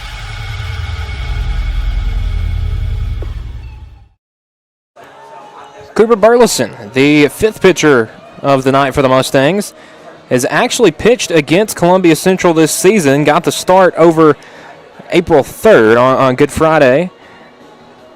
Went 5 innings, 3 hits, 1 run, 5 walks, 2 strikeouts against the Lions. So getting his 2nd appearance.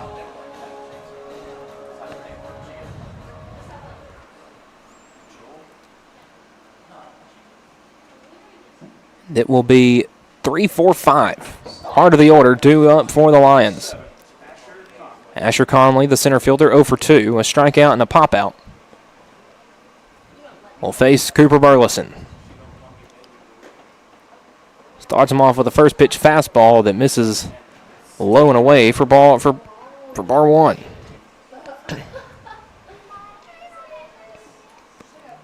One 0 popped up. Out to center field. Springer squeezes it for out number 1. 2 pitches, 1 out.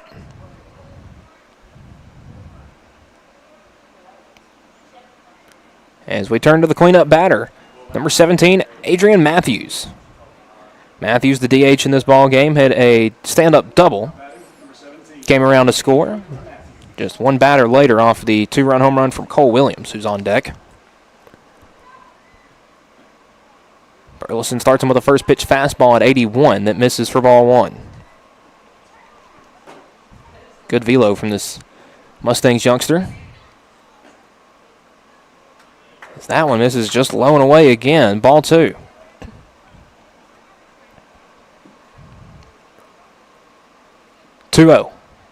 That one fouled back into the netting. He's finally able to get strike 1. It's a 2-ball, 1-strike count to Matthews.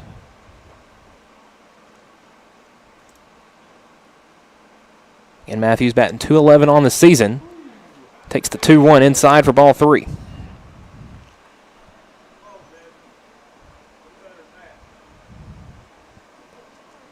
The 3-1. That one fouled off.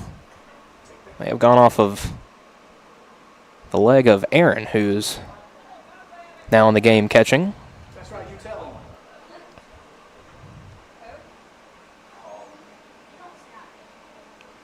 Matthews, 22 strikeouts to 4 walks on the year. Has been hit by a pitch, reached on an error 3 times.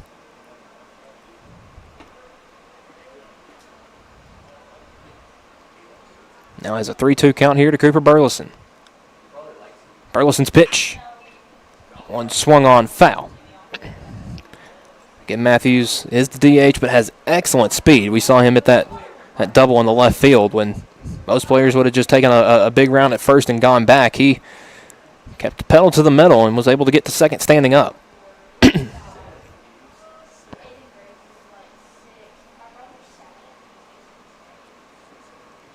Payoff pitch. This is upstairs ball 4, the 3rd walk issued today by the Mustangs pitching staff.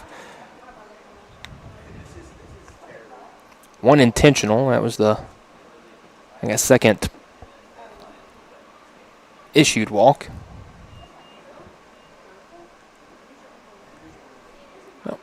One out runner on first as Cole Williams comes to the plate. Williams 1 for 1, a walk, a 2-run home run. Shown to be dangerous here in the middle of the Lions order. Burleson starts him with a first pitch fastball that misses up for ball 1.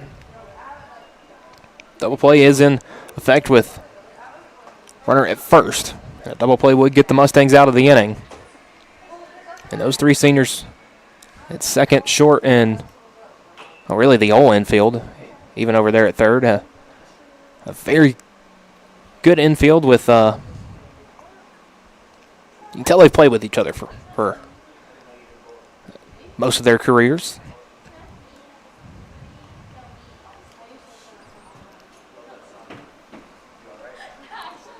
One and one here to Williams. Got him to swing and miss on a pitch in the dirt. Now 1-2 to the Lions backstop.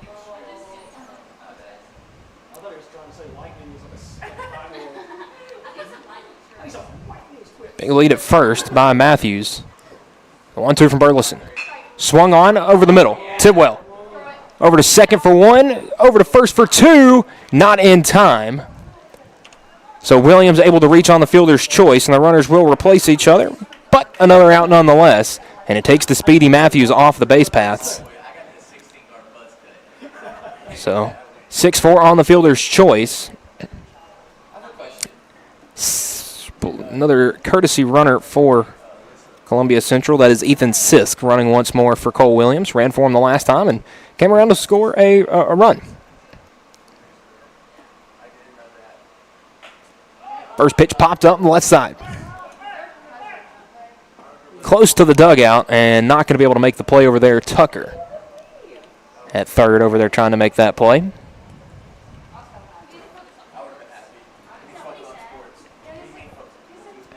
But a first pitch strike to Kingston Ward.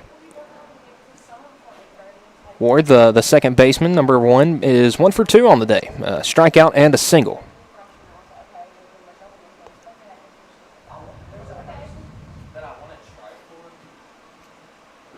The 0-1 from Burleson, grounded just foul down the third base line. Hugged that line about 60 feet down and then rolled off foul. So no balls, 2 strikes, 2 outs. To the Lions' second baseman, Ward. Burleson, the 0-2. Fouled.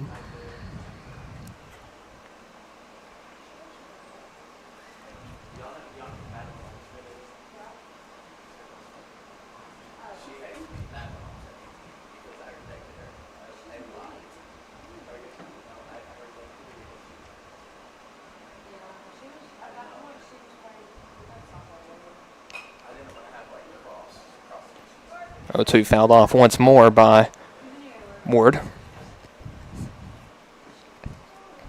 Branham Smith on deck, the third baseman, if Ward is able to reach here with 2 outs. The 0-2 from Burleson. Just misses inside for ball 1. Pitch left a little bit low there by Cooper.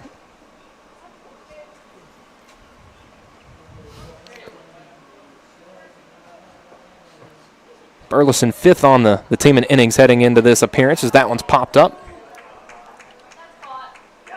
And Bennett squeezes it for the 3rd out.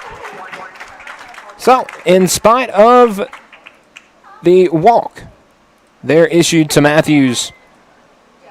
4 up, 3 down in the 5th inning. Mustangs will bring their bats back to the plate, see if they can get some offense sparked here in the 5th inning. That'll be when we return here on the X Sports Network. In 2018 and again in 2022, you elected me to be your sheriff.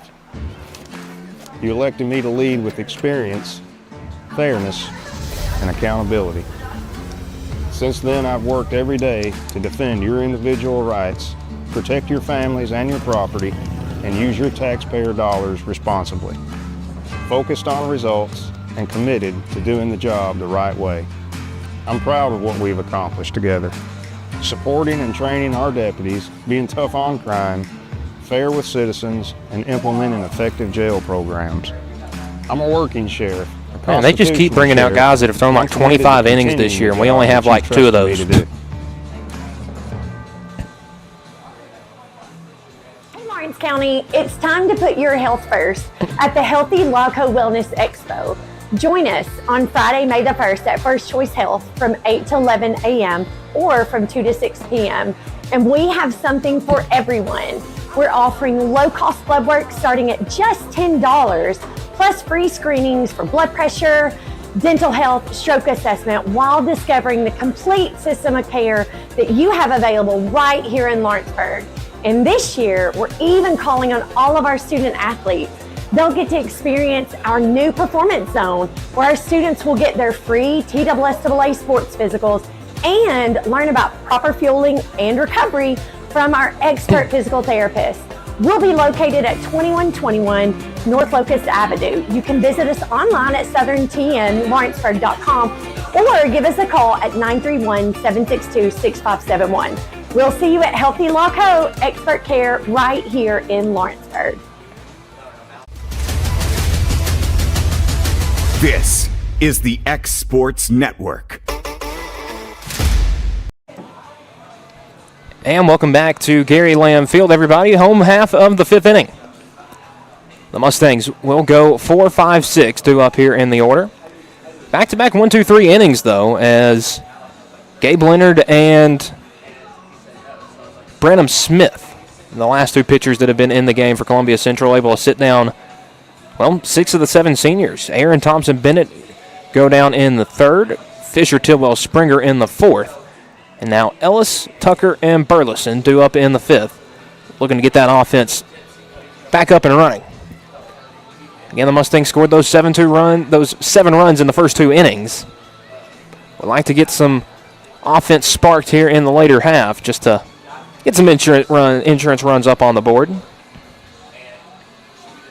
Again, Mustangs had a 7-run lead. It's gotten down to 4 here, but a good defensive inning and pitching. Cooper Burleson, a shutdown frame in the 5th. And he'll get an AB here shortly to see if he can amplify that inning with a good offensive half as well. Ellis 1 for 2 on the day, 3 RBIs. We'll take a first pitch fastball outside for ball 1. Unfortunately, Ellis this time has come to the plate with nobody on. Has been plenty of traffic for him up to this point. The 1-0. Fastball in there for strike 1. As Griffith, the new arm on the mound for Columbia Central. Hampton Griffith. On 20 innings on the season has the junior. Trying to make it 21 right here and gets a high fastball swung on and missed by Ellis. Now 1 ball, 2 strikes to the Mustangs first baseman.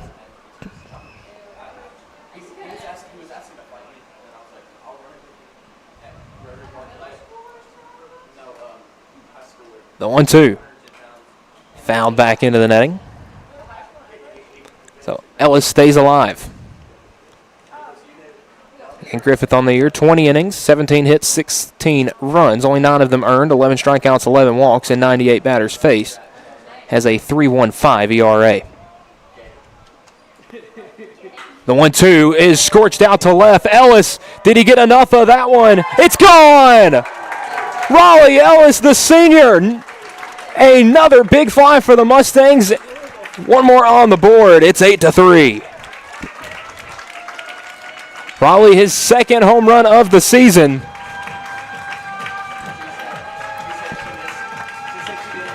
And insurance runs coming at a good time. Ellis, the leadoff bomb. It's 8-3.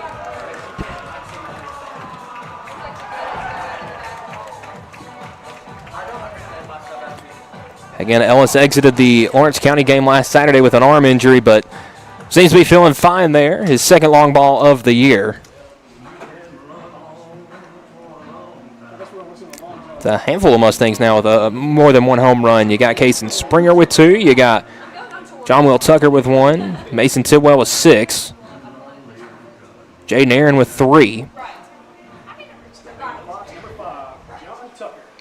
Braden Bennett's hit 1 as well.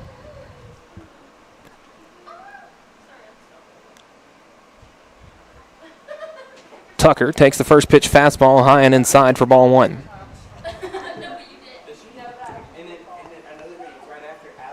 So Ellis and Aaron have both homered tonight. That one popped up. Charging in from center field is Conley, who will make the grab for the first out.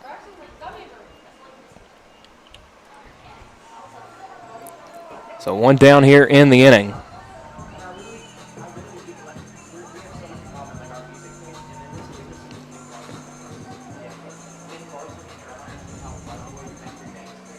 So Tucker flies out to center field. That'll bring up Cooper Burleson. 1 for 2, an RBI single and a run scored. Granted into a fielder's choice his last time up.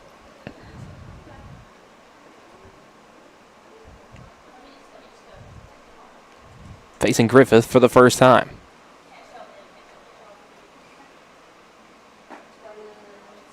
First pitch fastball, almost in the dirt, called for strike 1. Again, when these two teams met on April 3rd, the starting pitcher for Columbia Central that night was Brenham Smith. But Griffith, an inning and 2/3 out of the bullpen, only allowed 3 base runners. 1 hit, 2 walks, 1 strikeout, no runs given up.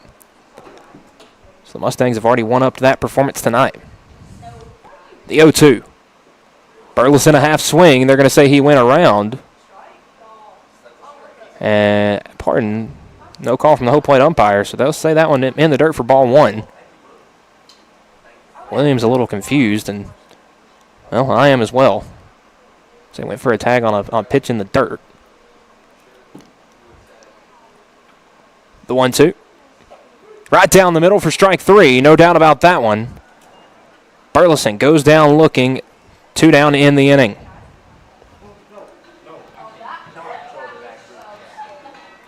Sixth strikeout of the night for the pitching staff for Columbia Central. As Jaden Aaron An eventful night for Aaron. Eventful at bats. A 2-run homer in the first.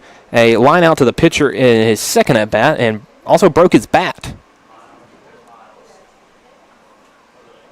So Aaron will be swinging some new metal this at bat as he takes the first pitch in the dirt for ball 1.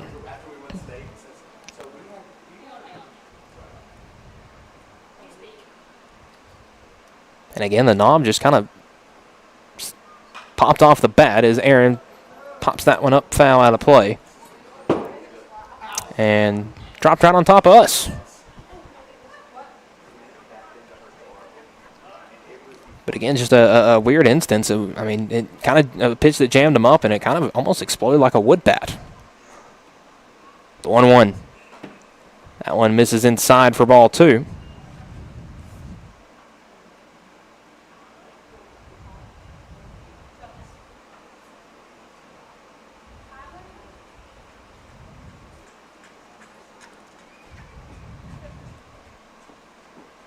That pitch misses low for ball 3, and now a hitter's count to Aaron. Started the game in right field, was catching as of the top half of the inning. We'll see how much longer he stays back there, or if he just stays back there the rest of the game. The low started the game. 3-1.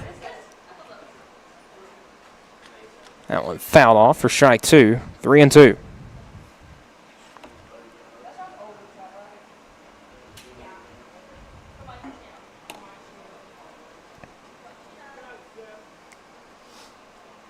So Griffith, the full count pitch here to Aaron.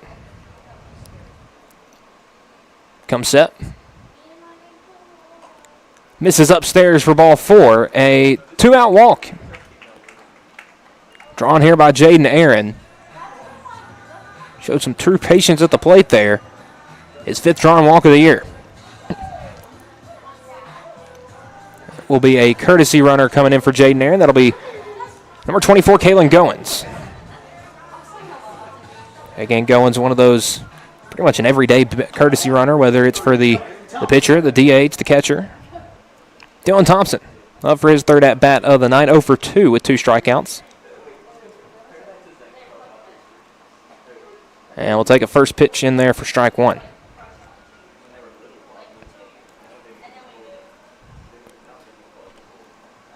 Thompson pitched the 3rd inning in this game, gave up a solo shot to Jack Beck, but was shut down after that. And he'll take that 0-1 breaking ball in the dirt. And it evens the count up at 1 ball, 1 strike. Goins has his lead at first.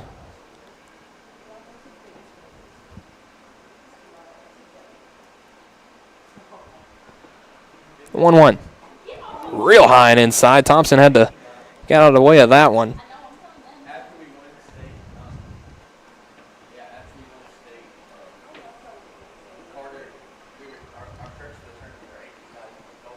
So 2 balls, 1 strike to Thompson. Senior started this game in center field, made an appearance on the mound. And grounds the 2-1 over there. Beck fires over to first in time. Good scoop over there at first by Colby Browning to get the runner Thompson.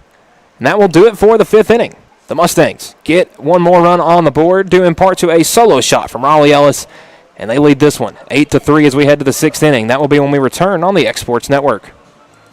You know, growing up here in Lawrence County, I've had a front row seat to all the changes we've faced over the years. Industry has come and industry has gone. Natural disasters have blown through. But our people have come together every single time.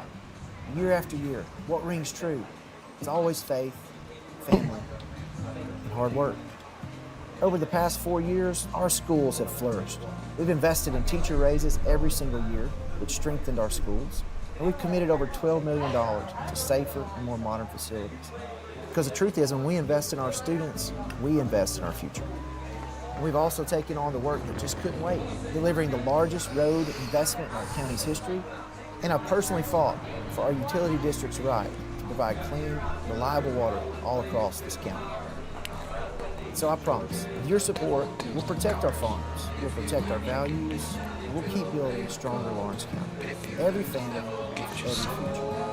Vote David Morgan for County Executive. God bless. There's no job too small, no job too big for Evers Construction and Plumbing. We specialize in all your commercial, residential, and industrial plumbing needs. You can trust our trained and qualified service technicians for repair and installation, including repipes, gas line repair and installation, filter systems, drain cleaning, and camera inspection. There's plumbing, then there's Evers Plumbing. Professional, quick, efficient. Make your appointment today.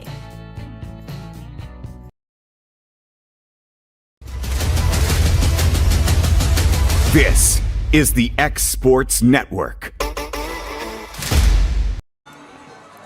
Back here for the 6th inning. On the mound for the Mustangs, the relief pitcher number 21, Jack Avery Vandegrift. Vandegrift has been good this season. Pull up his pitching stats real quick. His 11th appearance, 12 2/3 innings. An 0-2 record, but 25 strikeouts in just 12 2/3 innings. But again, one of his less than spectacular starts this season came against Columbia Central. He was responsible for 4 runs that scored in the bottom of the 6th inning.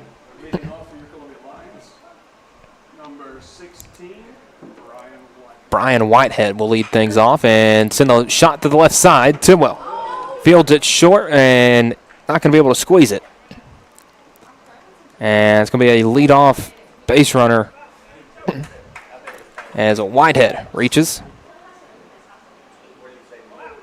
Came up in the spot of the third baseman Smith.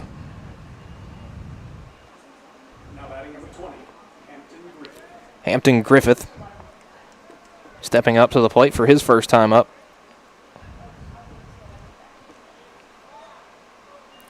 I'll say that first pitch misses from Vandegrift for ball 1.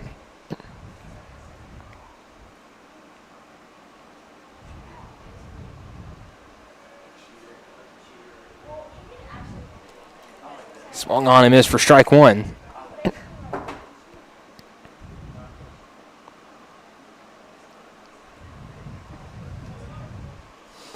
Now 1 ball, 1 strike. That one swung on, fouled. Now 1-2.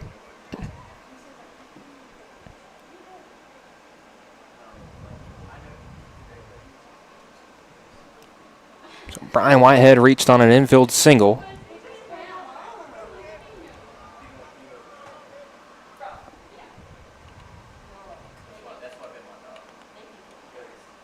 One-two swung on and missed. Vandegrift runs the fastball by him. That'll be good for the first out.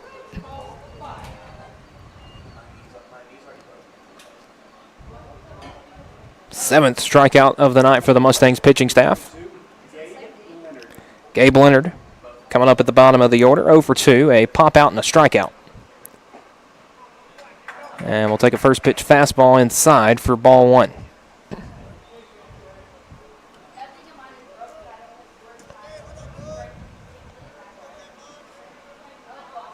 The 1-0. That one skied out to left field. Bennett chases it down and brings it in for out number 2. Ball had a good launch angle, but off the end of the bat there from Leonard. As he flies out to left, 2 down here in the inning. But it's Jack Beck. Reached all 3 times today, a double, a stolen base, a home run, and an intentional walk.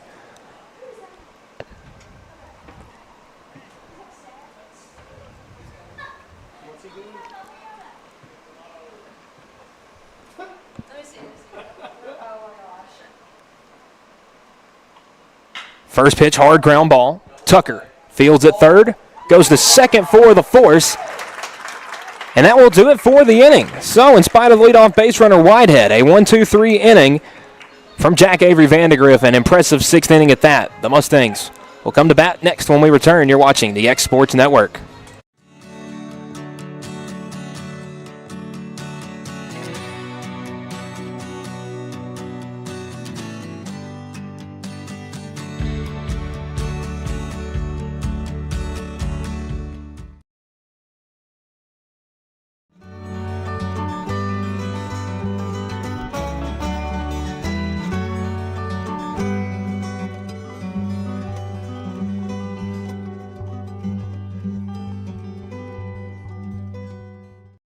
Comprehensive care with a compassionate touch. That will always be the guarantee at Encompass Healthcare in Etheridge, Tennessee. Whether you're looking for primary or urgent care, x-ray services, or weight loss treatments, the team at Encompass is equipped to serve your needs today. The doors are open Monday through Thursday from 8 to 5 and from 8 to noon on Fridays. Make an appointment with providers Kendra Brown, Tori Cox, or Ellie Brown today. That's Encompass Healthcare, located on Highway 43 North in Etheridge, next door to Chapman Tire. This is the X Sports Network.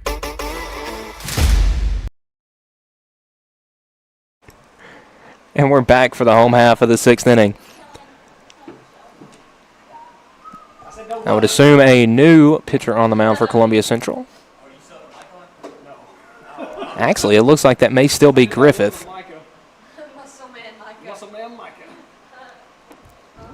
Again, Griffith, a one-run 5th inning. Gave up a solo home run to Raleigh Ellis. Mustangs will do up in the 6th will be 9-1-2. Bennett, Fisher, and Tidwell. A good part of the lineup if you'd like to add some more insurance runs. As Bennett's 0 for 2 tonight, but has been good. Again on the season, Bennett third on the team in batting average with a .350 batting average so far up to this point in the season. He's dropped a hair tonight, 0 for 2, but has a chance to help that right here as he faced Hampton Griffith. And he'll go first pitch swing and miss. A nice breaking ball there from Griffith.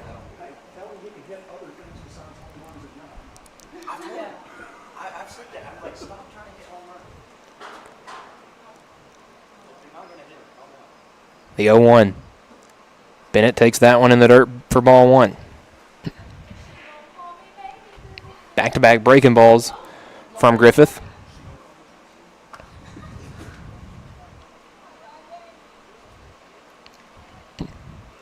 The 1-1. Swung on and missed for strike 2.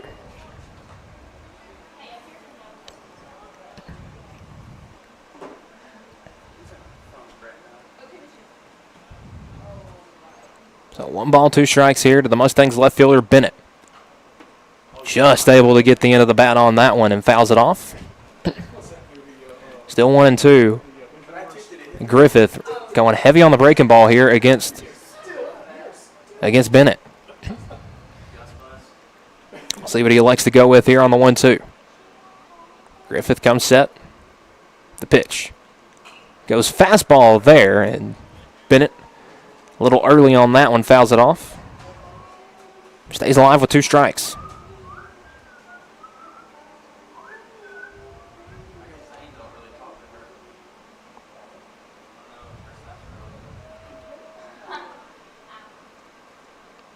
The 1-2.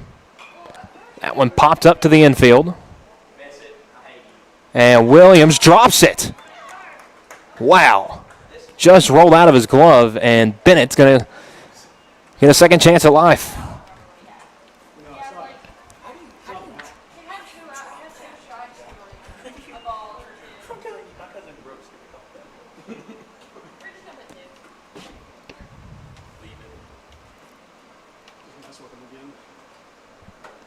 Griffith coming set. The next pitch. That one in there for strike 3. So another strikeout for Griffith. The second time going down swinging the night is Bennett. Back to the top of the order for the Mustangs. It'll be Grant Fisher. Grant 1 for 2 tonight. A single run scored, a walker run scored, and a bunt out to the third baseman his last time up. But again, you know, you have somebody with not a cannon over there like Brandon Smith at third, and Fisher may be on. And that one eats up the third baseman. So Fisher sends that one into left field, a 1-out single. We'll score it as a single, giving Fisher his second hit of the day. And now Mason Tidwell. Tidwell 2 for 3, 2 singles, 2 runs scored. Popped up to the infield and popped out to the third baseman his last time up. Was an extremely long at bat.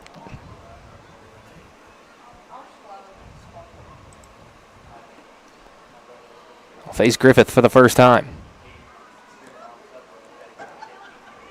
First pitch from Griffith in the dirt.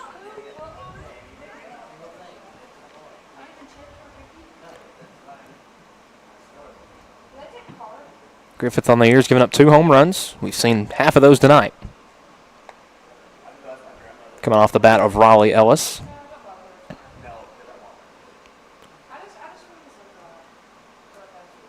The 1-0 to Tidwell. That one swung on, lifted to left field. Does it have the air under it? Back to the wall, and it's out of here. Mason Tidwell, his 7th home run of the season. Add 2 more on the board for the Mustangs. It is 10-3. The Mustangs' second 2-run homer of the night, their 3rd as a team. And all is well in Lowtown tonight.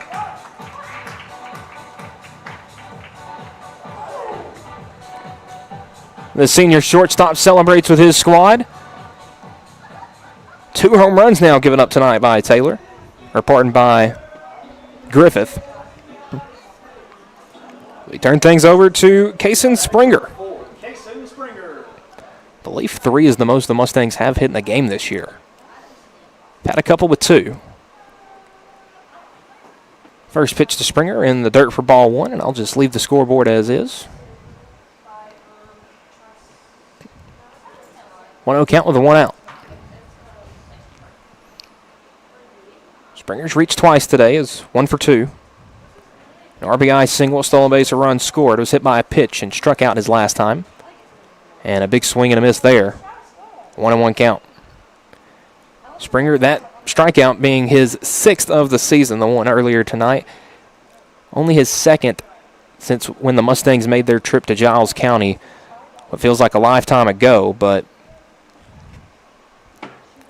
again, was just Springer's 3rd game of the year back on Thursday, March 26th. That one in the dirt, ball 2.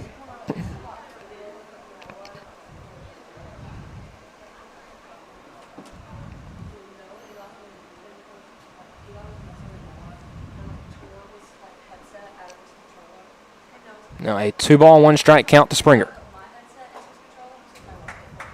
Take that pitch on the outside, 3-1.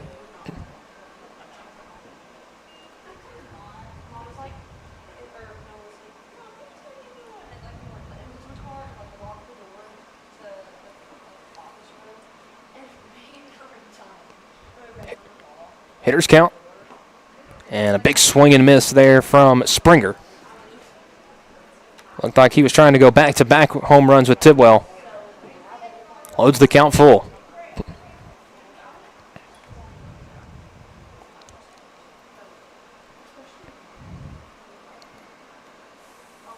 The 3-2 pitch. That one lifted foul down the right field line. Another one of those that had extra bases written all over it if it was able to stay fair. Springer has been a bit early here the last couple at-bats.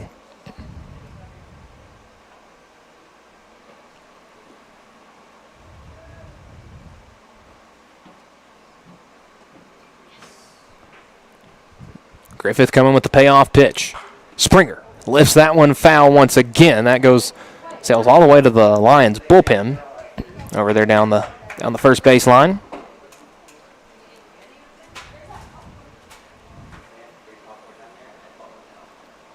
And if the Mustangs are able to hold on to this lead, this may be their last chance to bat tonight.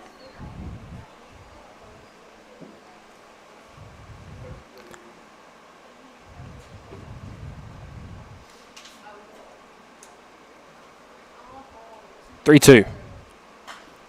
Popped up foul. That would get out of play. Game just hitting the 2-hour mark now. So we've moved along pretty well tonight, considering there haven't been any in-game pitching changes. Have been one pretty much every inning. Griffith, the first guy to pitch more than an inning tonight. He's now at 1 1/3. The 3-2. Foul, and we'll do it again. I'll tell you, Springer and Tidwell tonight, it was when Tidwell popped out to the third baseman. But him and Springer have had some really long at-bats tonight. I don't know if you credit that great pitching for Columbia Central or some feisty bats from the Mustangs. The 3-2. Lifted, popped up to the left side. Third baseman, oh, and it drops, it's in fair ground. Oh, and it gets away. Springer's going to get all the way to third.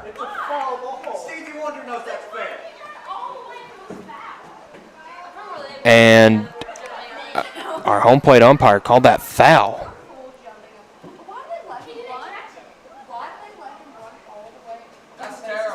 I mean, the third baseman over there had a chance to make the play. It fell into fair ground, but I guess it was too fair.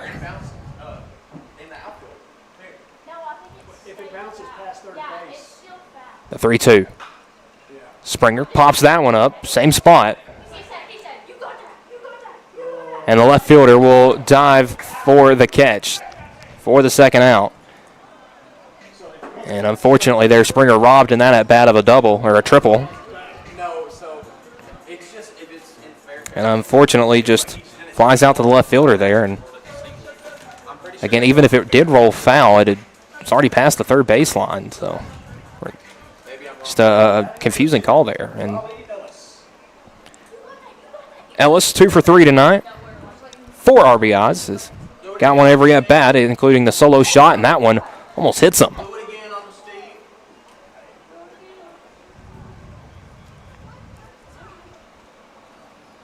And Ellis had an RBI ground out, a 2-run single, and then a home run back just an inning ago.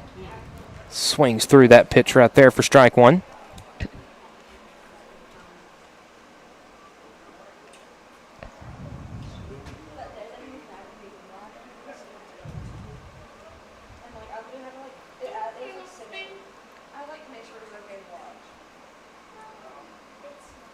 Ellis will call time. Again, Raleigh's been one of those guys this year. If you just stand up there and hold the ball, he will disengage.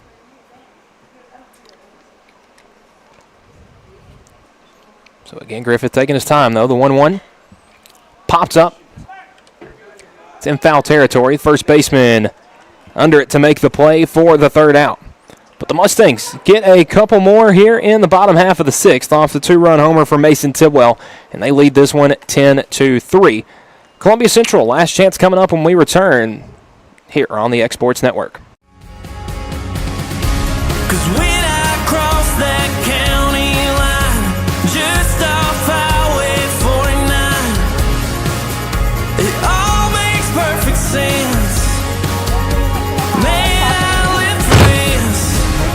Out here in these parts, this just isn't okay. I've got the most part. You right on in my nearest biscuit.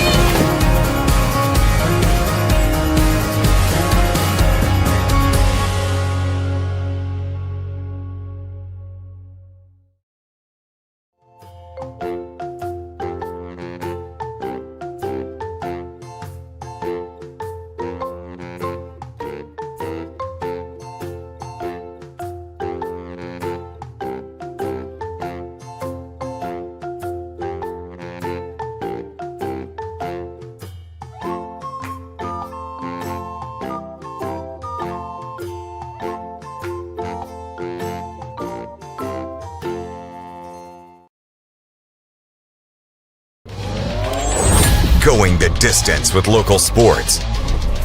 This is the X-Sports Network.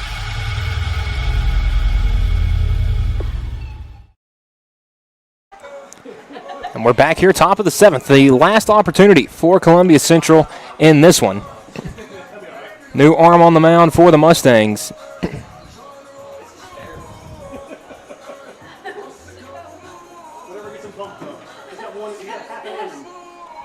Looks like it is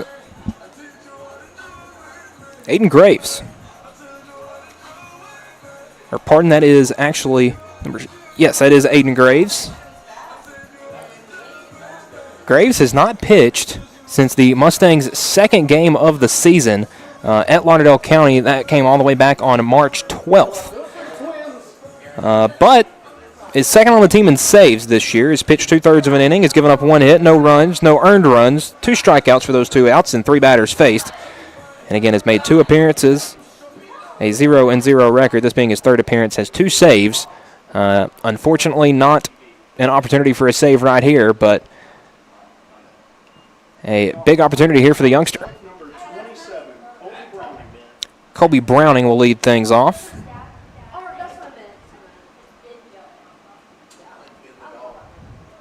Browning 0 for 3 tonight. Oh, and first pitch off the noggin.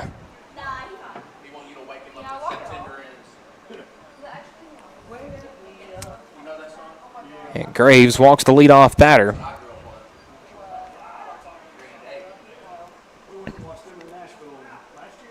Having a word with the field umpire and his first base coach. Seems that everything good over there with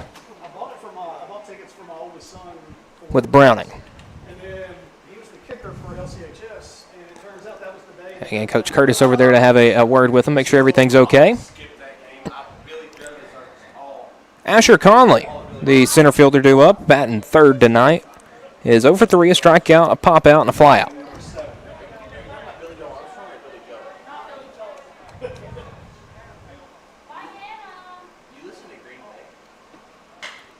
That one ripped to the left side. Tucker goes to second for 1, and that will be the only out there available. So Conley reaches on the fielder's choice, 5-4. The heads-up snap play there from Tucker to get the leadoff man, or get the lead runner, pardon. So Browning off the base paths, replaced with Conley. And center fielder, his first time on. See if he shows off the speed as Adrian Matthews. We'll take a first pitch that misses for ball 1. Matthews has reached twice tonight. It's 1 for 2.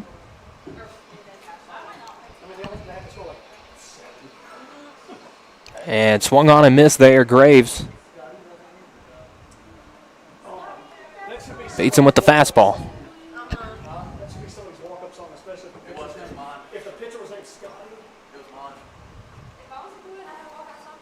The 1-1. Whew. Not being gifted anything as that one just misses, ball 2.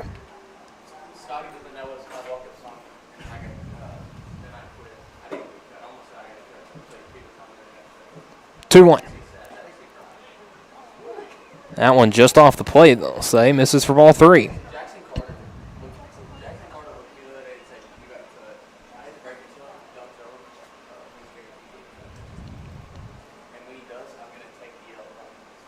(3-1). Swung on and missed for strike 2. Loads the count up full. And Matthews ripped a double in his second at-bat, walked his last time up.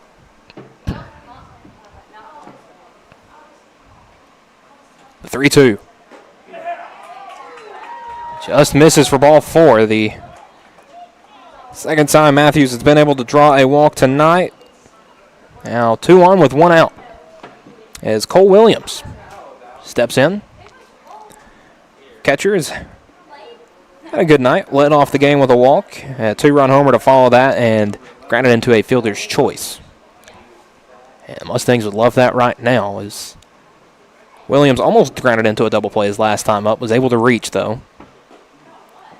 And first pitch misses for ball 1.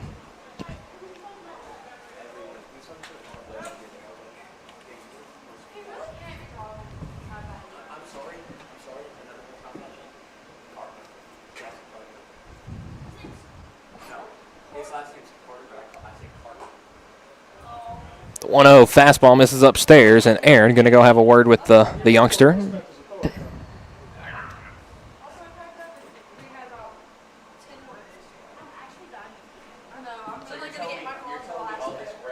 And not necessarily just a mound visit, just a quick word between the pitcher and catcher just to make sure everything is all straightened out. Again, Graves has faced as many batters tonight as he has all season.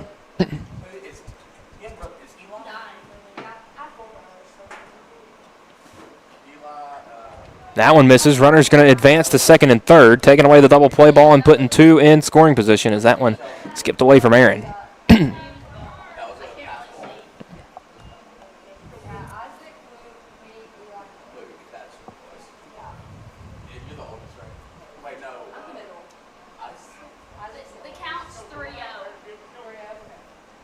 So 3-0 count.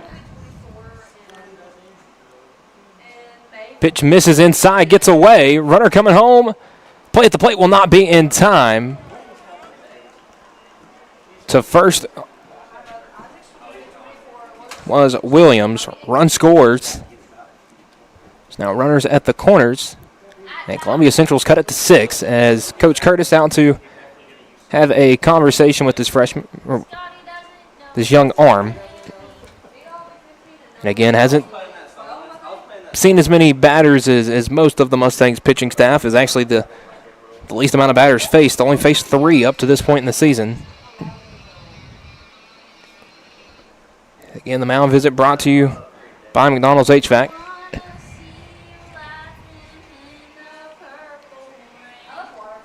Runners on the corners now.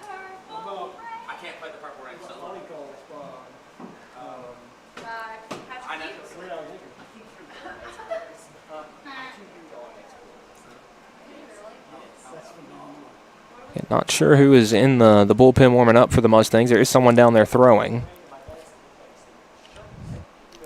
The only people that typically throw for Loretto that haven't thrown tonight, Dylan Thompson has, Kason Springer has, John Will Tucker has, Cooper Burleson has, Jack Avery Vandegrift has, Jaden Aaron has. So Grant Fisher and Mason Tidwell, the two that haven't thrown tonight for the Mustangs that have thrown this year. That first pitch misses inside. It hits them. And that loads the bases full.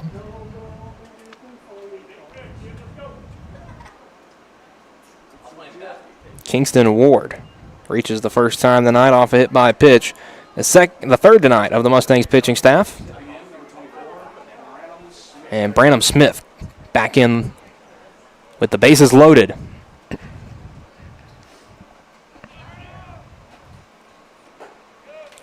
First pitch misses upstairs for ball 1.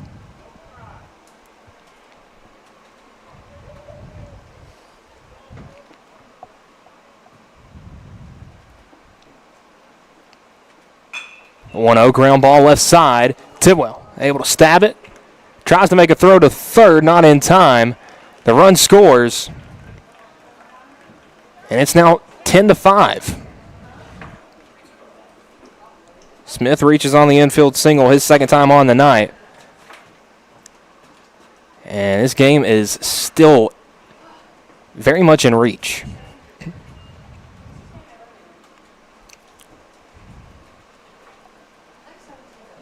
See who's coming to the plate for Columbia Central. And it's Hampton Griffith. Griffith 0 for 1 with a strikeout. Something you'd love to see right here.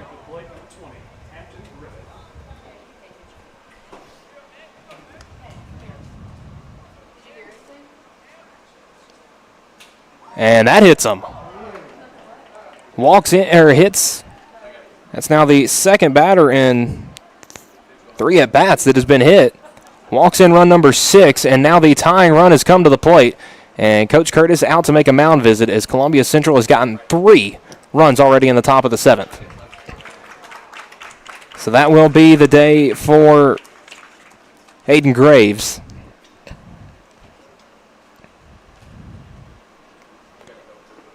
Again, was an opportunity there to get some innings for a youngster. And coming back into the game for the Mustangs is the lefty Cooper Burleson.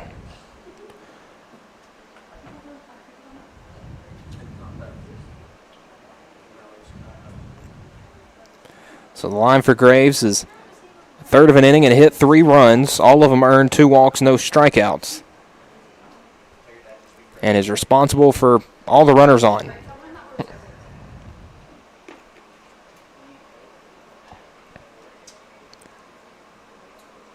So Cooper Burleson on the mound for the Mustangs. We'll let him warm up. We'll take a short break, and we'll be back here. You're watching Mustangs baseball here on the Exports Network. Over a century ago, Henry Ford put America on wheels. And since 1930, Sharp Motor Company has carried that legacy forward right here in Pulaski, Tennessee. Family owned and family operated, Sharp believes the secret to longevity is simple. Treat every customer like their family. Sharp Motor Company, Ford and Chrysler Dodge Jeep Ram, located at 1516 West College Street in Pulaski. Going the distance with local sports. This is the X Sports Network.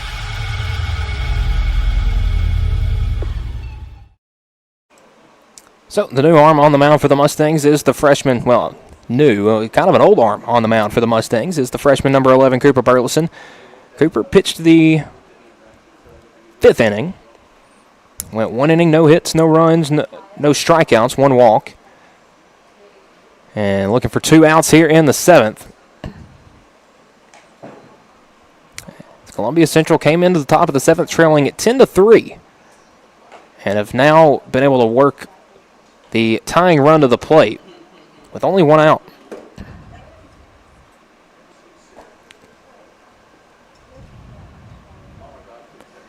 And again, with Griffith being hit, we come to the 9 spot in the back of the order with Gabe Leonard.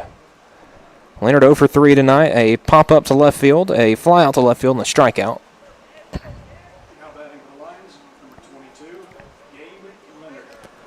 Saw Leonard pitch an inning in this game. Came in for the 4th inning. And Burleson misses with the first pitch up.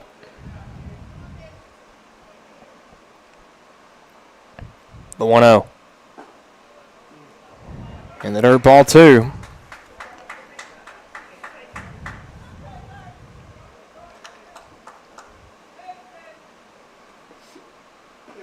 In there for strike 1.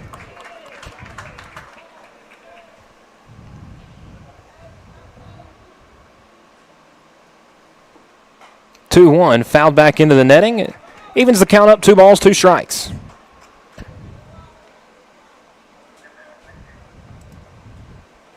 Again, Leonard at .229 average. 16 hits, 12 RBIs on the season, and lifts that one out to center field. Caught. Runner tagging up from third will score. But more importantly, the out is recorded. Columbia, another run on the board. It's 10-7 as Jack Beck coming up, and instead of allowing him have a chance to tie the game, they'll put him on. The second time they've intentionally walked Beck tonight. That brings up Colby Browning, the man that led off this inning. That walk of Beck and walks the bases loaded once more. So Colby Browning goes first pitch, sends one out in the right center field. That's going to drop. 1 run scores, 2 run scores. Beck's coming around third. And just like that, Columbia has put 7 runs up in the top of the inning, and they have tied this one up. A bases clearing double from Colby Browning. Unbelievable. I have never seen anything like this. A 7-run inning from Columbia Central. The Mustangs thought they had this one won coming into the 7th, and just wow.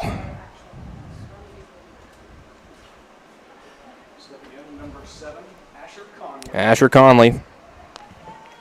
2 outs, a runner on second, the leading run for Columbia Central on second. First pitch popped up. We'll go foul out of play.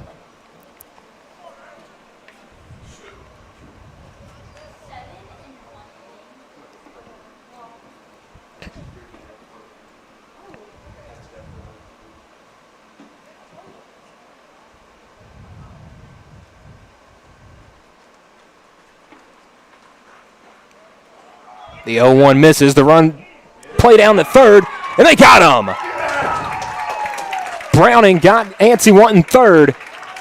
And the play at third of the throw from Aaron to Tucker ends the inning. But we got more baseball to play as Columbia Central put up 7 in the top half of the inning. Tie this one up. The Mustangs will try to walk us off when we return. You're watching the X Sports Network. Efficiency, reliability, accuracy. Move forward with your real estate sale or purchase with Title and Escrow of Lawrence County, the most experienced closing team around. Working with clients locally and throughout the state, we offer a wide range of services, including the expertise of an on-staff attorney, backed by our more than 49 years experience in titles and closings. We get the job done on time at a fair price and ensure every last detail is correct. Our goal is to give you peace of mind. When you work with us, you work with people who live where you do. We understand the importance of the real estate community and strive to build strong relationships with all parties involved in the process. Whether you're buying a home, selling a business, acquiring land, or anything in between, you're in good hands with Title and Escrow of Lawrence County. Put the most experienced closing team on your side. Contact Title and Escrow of Lawrence County today.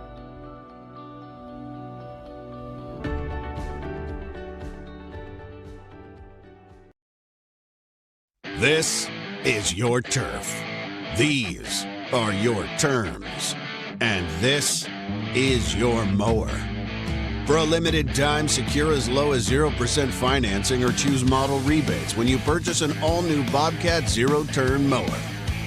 Command rugged durability and innovative cutting decks that leave razor-sharp results. See your Bobcat dealer for details and rule your turf.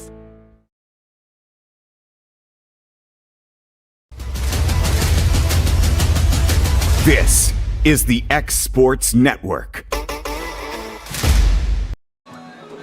A rough inning pitching and defensive-wise for the Mustangs. Columbia Central puts a 7 spot up in the top half of the 7th.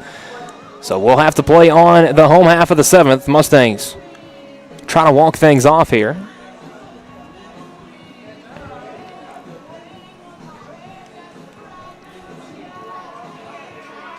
Again, just timely hitting for Columbia Central. We're able to get a free share, or their fair share of free passes. Again, Graves hits 3 batters, walks 2, allows 6 to all 6 that he faced to 6 of the 7 he faced to score.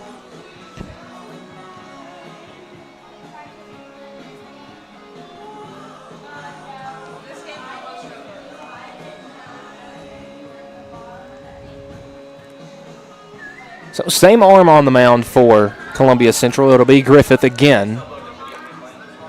Actually, I believe that is a new arm.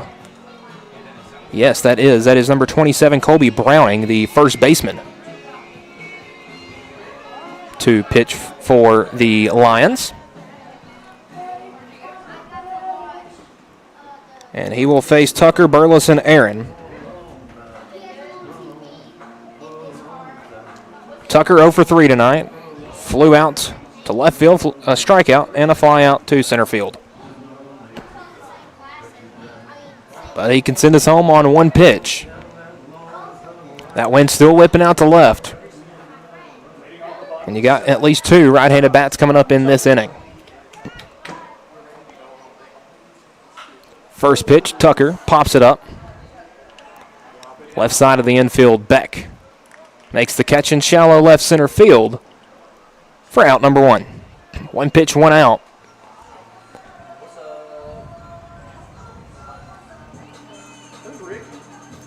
As that'll bring up Cooper Burleson. The freshman 1 for 3 tonight, an RBI single, a run scored, a ground out, and a strikeout.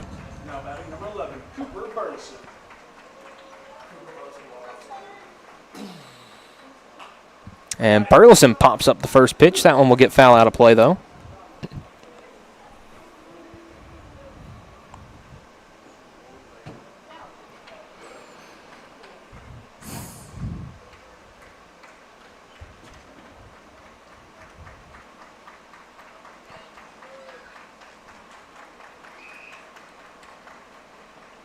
And the 0-1. That one will miss for ball 1.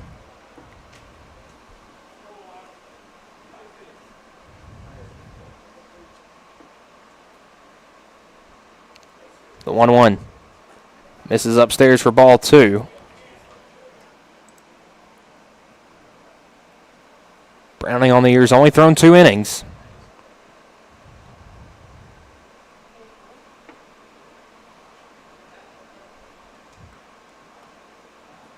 (2-1) misses upstairs for ball 3.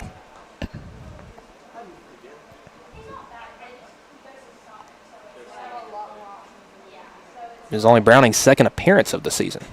3-1 misses outside for ball 4, and Burleson draws the 1-out walk. Only the 3rd walk drawn tonight of the Mustangs pitching staff. Again, they've been aggressive swinging. Burleson, the pitcher, will get a courtesy runner. That'll be Aiden Graves. Or, pardon, that is Owen Johnson out to run. As it's Jaden Aaron. Aaron 1 for 2, a 2-run homer, a line out to the pitcher on a broken bat, and a walk drawn. Now batting, number 7, Jaden Aaron.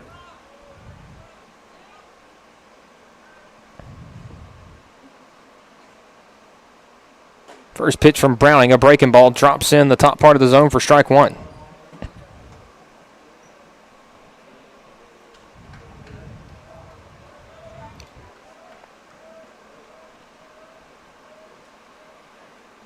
The 0-1. Breaking ball. Stays upstairs for ball 1.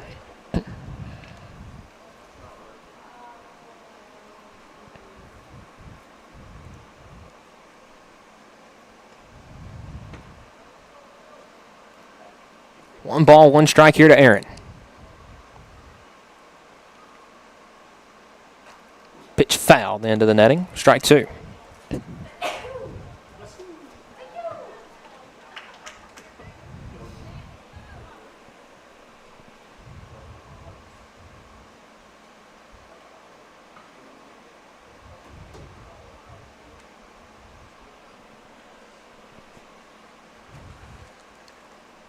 So Johnson the lead at first, running for Burleson. A 1-2 count here to Jaden Aaron. That one's fouled out of play.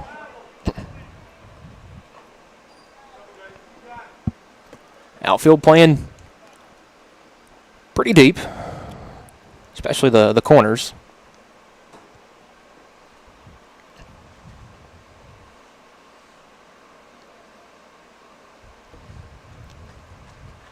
The 1-2. Whew, that one just misses low for ball 2. Evens the count up for Aaron.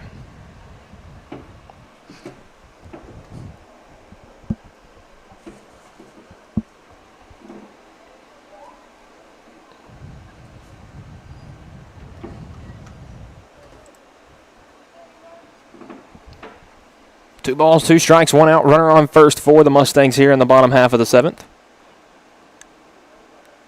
Browning coming set the 2-2. Popped up. Left side of the left center field. And the grab made by the left fielder, Bell, for out number 2. As Aaron pops out.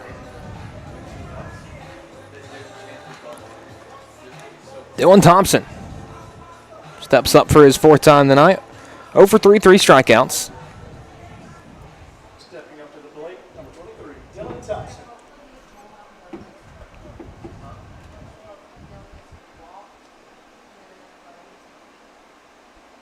That one sent in the left center field gap, and it's got all rolling running room. The center fielder trips. That's going to roll all the way to the wall.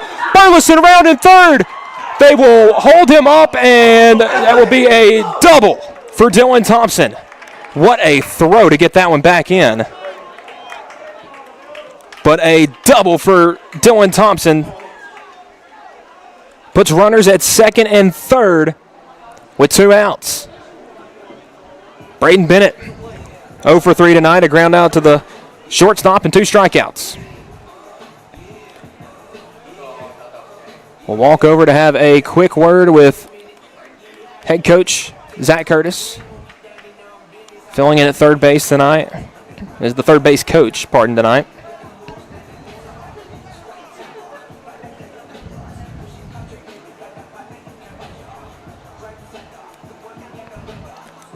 Again, having a very strategic conversation here, as the senior has a massive opportunity here. Again, Bennett not been able to reach yet tonight, but all that could change right here.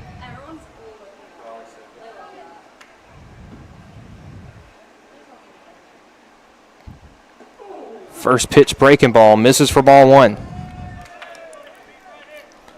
Again, you're going to have to be a wall if you are Cole Williams, the catcher. If that one gets by, Johnson running for Burleson could come down to score and walk it off for the Mustangs. The 1-0.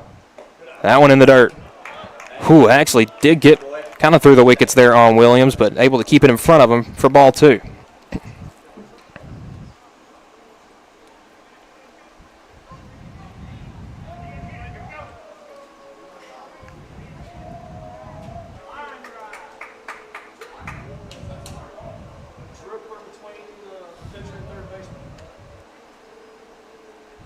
Two balls, no strikes.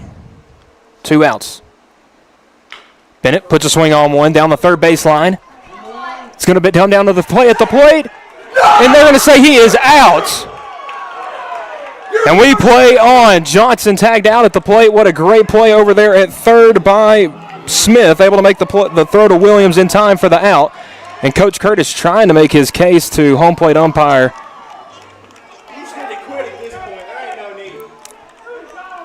So that'll take us to the eighth inning when we return. You're watching the X Sports Network.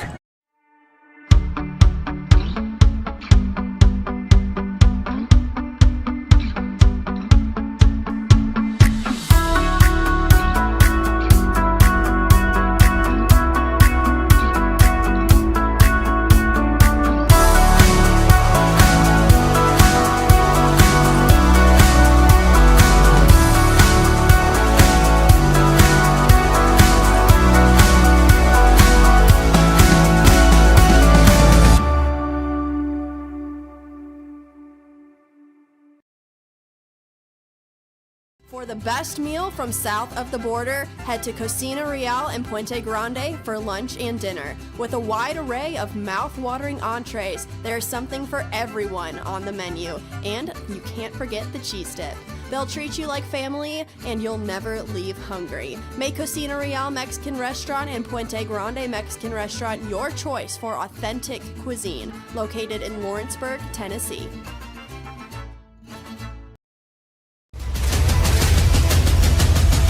This is the X Sports Network.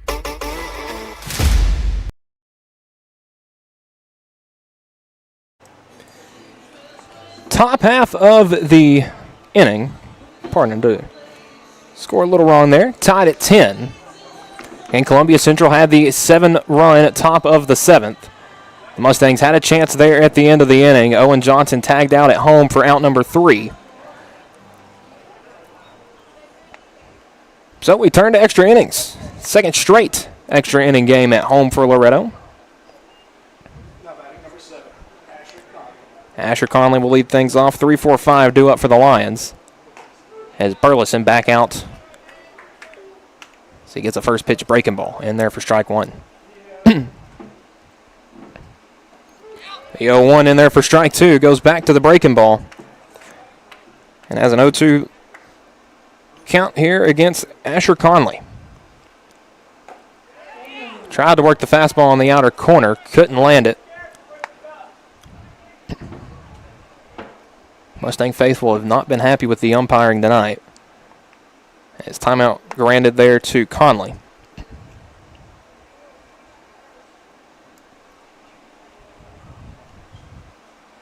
The 1-2. And the dirt blocked up by Aaron. No swing there from Conley, and it's 2 balls, 2 strikes.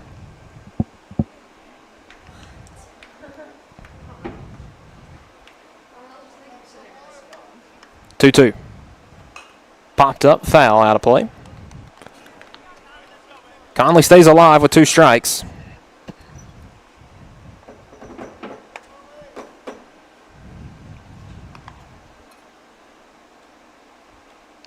Two, shot up the middle. Tidwell makes a stab at it. The throw to first in time, and what a defensive play out there at short by Mason Tidwell.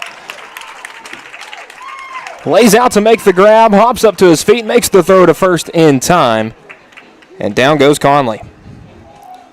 6-3 on that put out. And that will bring up Adrian Matthews. 1 for 2 tonight, has reached 3 times as a fly out to center field, a double a run scored, and 2 walks drawn. And he goes swinging on the first pitch, a deep drive out to left field, back at the wall. That one is off the wall and comes all the way back in, a double for Matthews. And he's standing up at second, a 1-out double.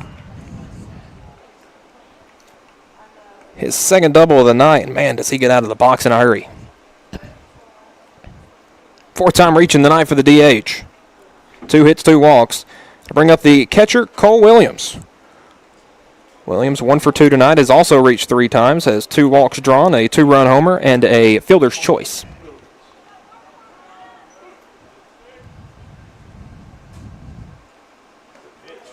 That pitch dropped in there for strike 1. Burleson able to work the breaking ball.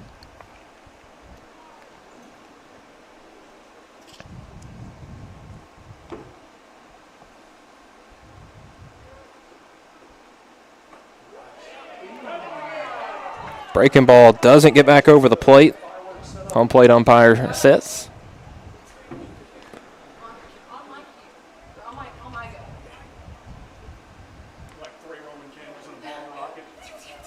The 1-1. That one shot to the right side, and it gets through. A base hit coming around to score is Matthews, and he is in. Columbia Central's taking the lead.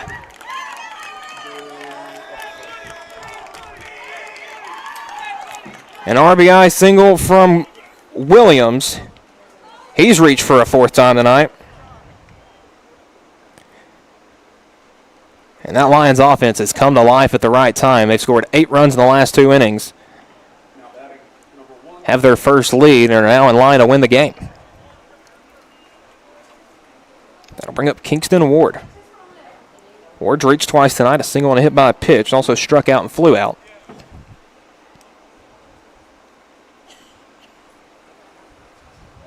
Shows first pitch bunt. Aaron able to get the glove up there. Save that one from getting to the backstop. Ball 1.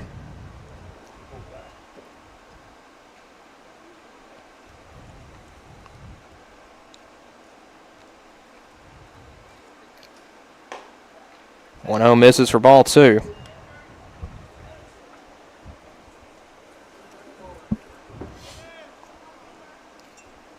And the Mustangs struggling to find outs when they need them. 2 0s popped up.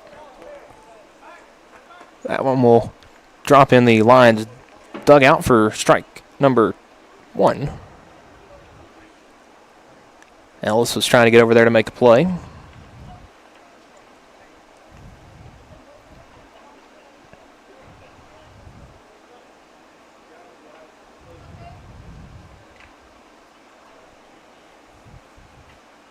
So a 2-1 count to Ward. Swung on and fouled out of play. 2 balls, 2 strikes.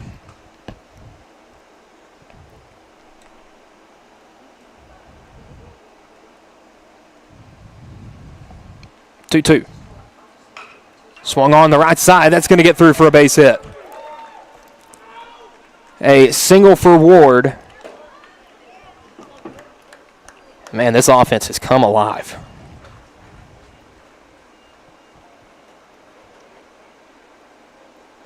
Five of the last 6 have reached, and Coach Curtis coming out to make a pitching change, I believe. At least if not, just a mound visit to calm down the freshman. And it looks like he is taking the ball from him. So a new arm coming out of the mound for the Mustangs. We'll introduce you to that new pitcher when we return. You're watching the X Sports Network.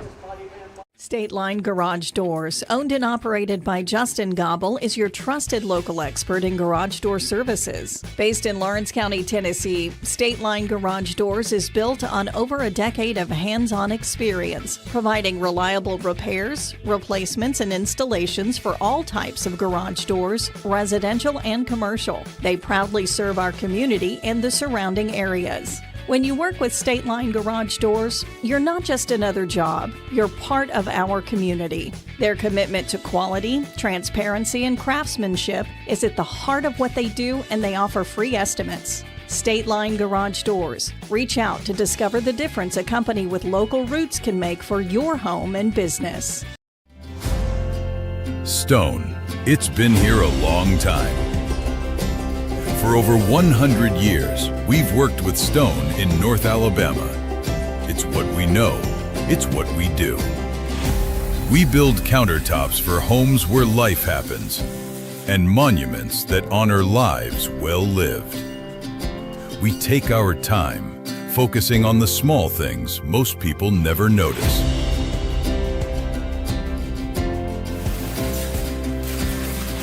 From the first cut to the final install, it's done the right way. Because to us, we're only as good as our last job. Green Hill Monuments and Countertops, built with intention, built to last.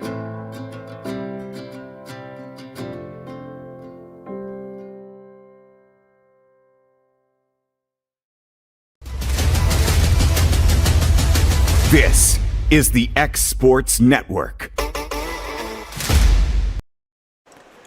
New arm on the mound for the Mustangs is the right-hander, number 3, Micah Ridgway. Ridgway making his first pitching appearance in a varsity game this year, in a big situation with runners on first and second with only one out. Branham Smith.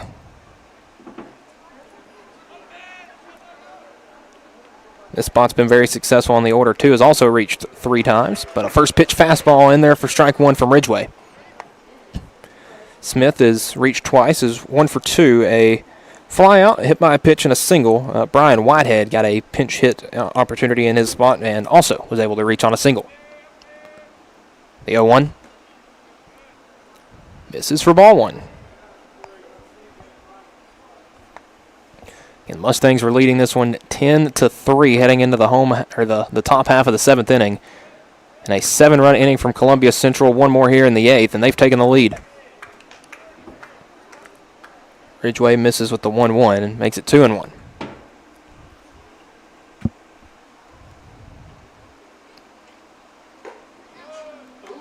Pitch they're going to say misses just high for ball 3.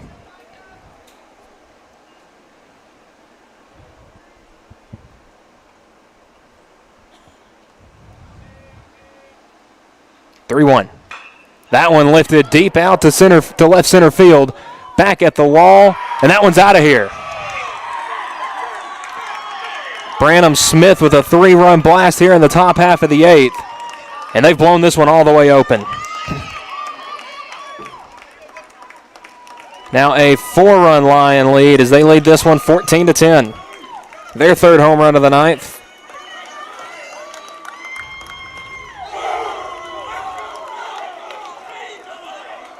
Solo shot from Beck, a 2-run homer from Cole Williams, and now a 3-run home run from Branham Smith. Mustangs pitching has given up 11 runs in the last inning in the 3rd.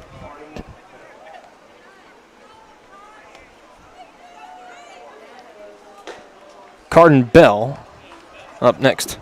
So he'll take a first pitch ball. 0 for 2 tonight with 2 strikeouts. Hampton Griffith got a couple ABs in his spot, was struck out once, hit by a pitch once. And it's now 2-0 as outs almost seem impossible at this rate.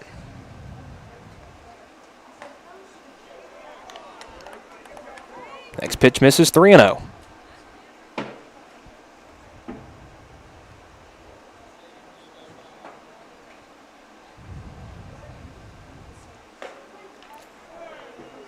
That fastball in there for strike 1.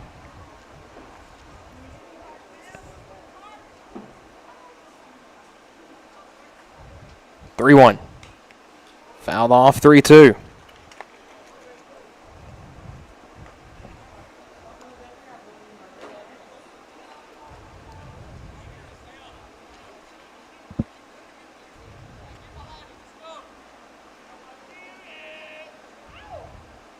Three-two swung on, foul.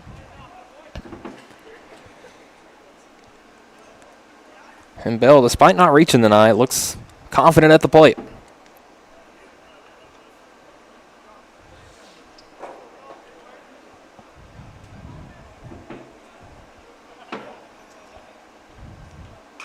3-2 popped up. Fisher comes over from second base to make the play for out number 2. A crucial out at that. Bell goes down for the third time tonight. And we turn to the bottom of the order with Gabe Leonard.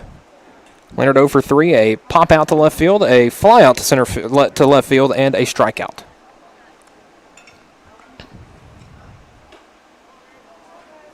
First pitch misses high for ball 1.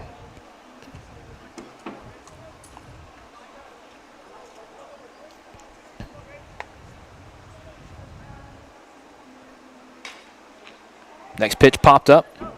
Center field. And that brought in for the third out. But another big inning for Columbia Central as they've scored 11 runs in the last 2 innings and lead this one 14-10 as we come to the home half of the 8th. That'll be when we return here on the X Sports Network. And goodies galore await you at Miss Millie's in downtown Lawrenceburg. From brands you know and love, like E. Newton Jewelry and Tyler Diva Wash, to unique specialty gifts, you will find it all here. Whether you're looking for the perfect gift for someone you love or shopping for yourself, shopping local is the way to go. We have home goods, women's fashion and accessories, baby items, and lots of seasonal decorations. Our friendly staff will welcome you in, help you find what you need, and even package your gifts for you. Also, we can't forget to tell you about our popular bridal registry. Future brides can come and create their perfect registry with us. So stop by Miss Millie's today. We're located in the northeast corner of the square in downtown Lawrenceburg. There's no job too big or too small for Gonzalez Lawn and Landscapes. Owner Chris Gonzalez works hard to make your commercial or residential properties one of the neighbors will envy. You won't find a lower price anywhere else, and that's a guarantee. We offer mowing, landscape removal, small construction jobs, and more. Our team is licensed and insured to ensure the best work for Lawrence County and surrounding areas. Your satisfaction is our goal. We won't leave until you're happy. Call today to set up a free quote.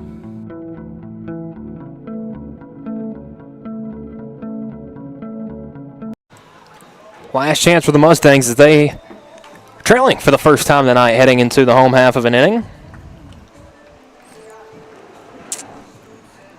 It'll be top half of the order. Grant Fisher, Mason Tidwell, and Kason Springer. Leading off for your Mustangs, number 1, Grant Fisher. Trying to spark something for this Mustangs offense.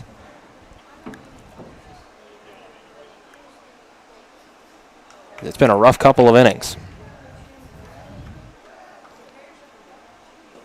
First pitch from Browning, a breaking ball in there for strike 1.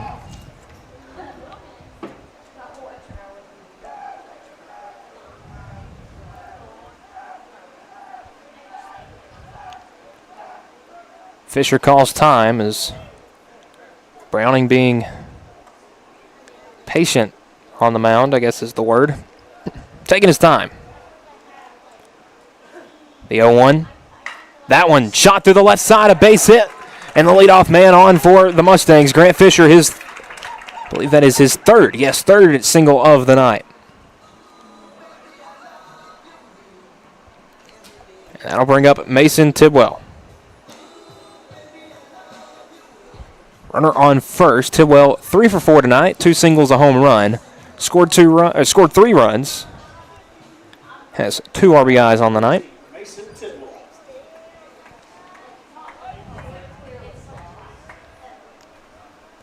Yeah, did hit that 2-run homer his last time up. First pitch breaking ball misses upstairs for ball 1.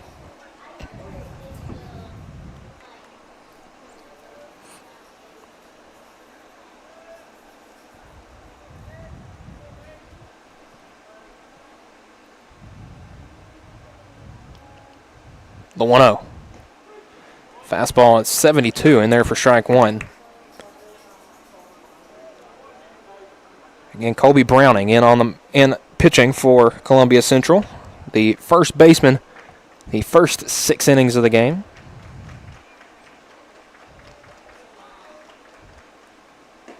The 1-1 breaking ball in there for strike two at the ankles of Tidwell. The strike zone has gotten noticeably larger here in this last half inning.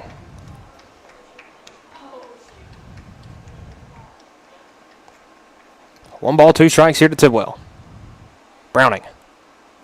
That one off the end of the bat to Beck. So it does get the lead runner Fisher out at second. Tidwell able to reach on the fielder's choice. And the runners replace each other now with 1 out.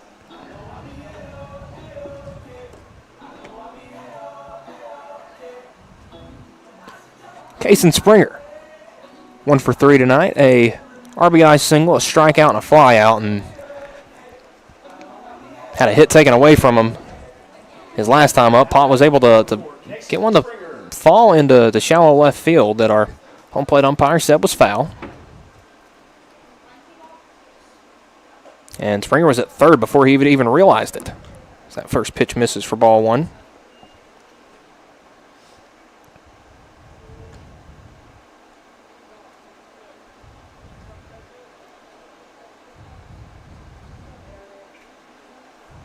The 1-0 misses for ball 2.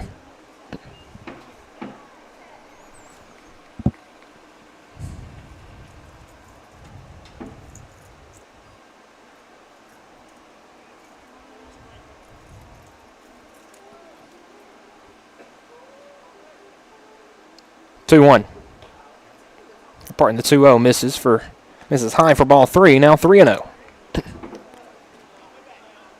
Browning now struggling to find the zone.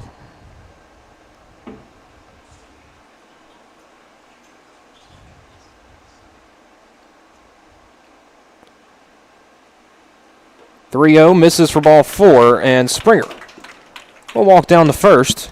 2 on with 1 out now for the Mustangs. I'll bring up Raleigh Ellis. Ellis 2 for 4 tonight. 4 RBIs. And pitching coach is coming to take the ball from Colby Browning, and we're going to have a new arm on the mound for Columbia Central. It looks like Jack Beck is going to move in from shortstop. So while we let Mr. Beck warm up, we're going to take a quick break. You're watching Mustangs Baseball here on the X Sports Network. Right in the heart of the downtown square in Lawrenceburg stands a true local treasure. Holland's Drug Store, the oldest business on the square. Holland's is a name you have trusted since the 1960s. Expert pharmacists Richard and Brooke are proud to offer personalized care, including compounding, while providing you fast and friendly service. They accept most insurance plans, so you can get what you need without a hassle. And while you're here, don't forget to explore the gift shop filled with local novelties, willow tree, seasonal home decor, and so much more. Holland's Drug Store. Local and lasting. At C&B Linen, fast, friendly, and reliable service is our promise to you. Because you're not just a customer, you're family.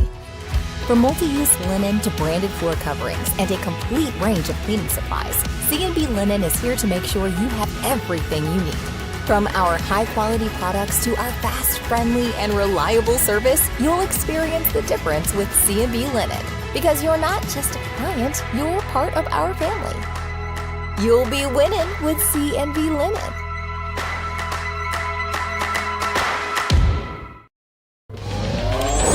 Going the distance with local sports. This is the X Sports Network.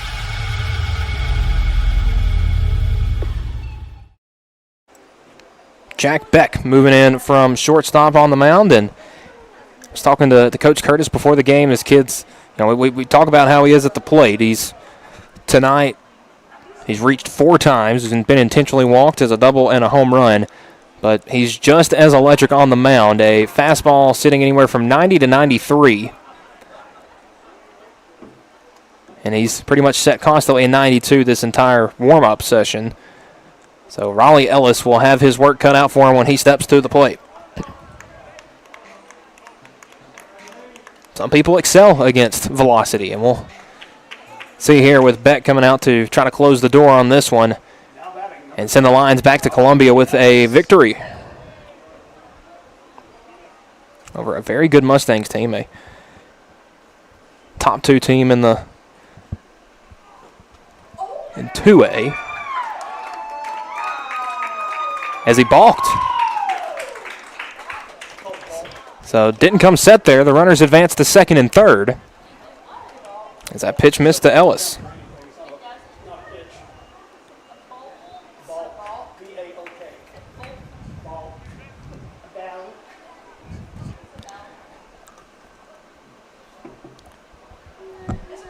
Haven't seen a lot of balks this year. I believe only the second the Mustangs have seen this year. Pitch misses inside for ball 1. Again, when you get to the high school ranks and you got guys throwing in the 90s. Now, obviously, there are the random high schoolers across the country that touch 100 and are going to get drafted this summer. But to see it, here at kind of a smaller school level, it do get Columbia Central as a 4A school, but it's impressive. It was 89 right there, and they say it got the zone for strike 1.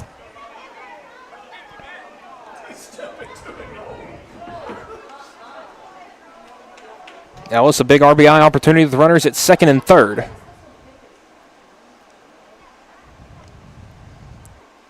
The 1-1. This is upstairs, ball 2 at 89. Tidwell, the runner at third. Springer standing up at second. John Tucker on deck for the Mustangs. Would represent the tying run if Ellis is able to reach here. 2-1. And there for strike 2. And Williams having a bit of a hard time back there.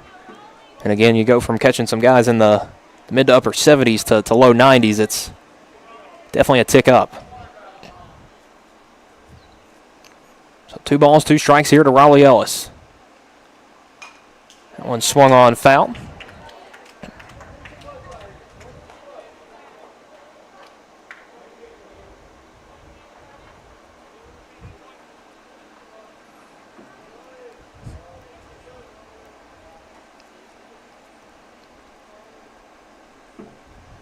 Two. Swung on ground ball up the middle. New shortstop in the game. Throw over to first in time. Good scoop over there by the first baseman Browning. It does end up scoring a run, Tidwell. So the Mustangs inch a bit closer, but unfortunately not without out number 2. So Ellis, an RBI ground out for the second time tonight. He's got 5 RBIs. I'll bring up John Tucker. Tucker hitless tonight, 0 for 4. 2 flyouts, a pop out, and a strikeout. Still take a first pitch fastball up in the zone for ball 1.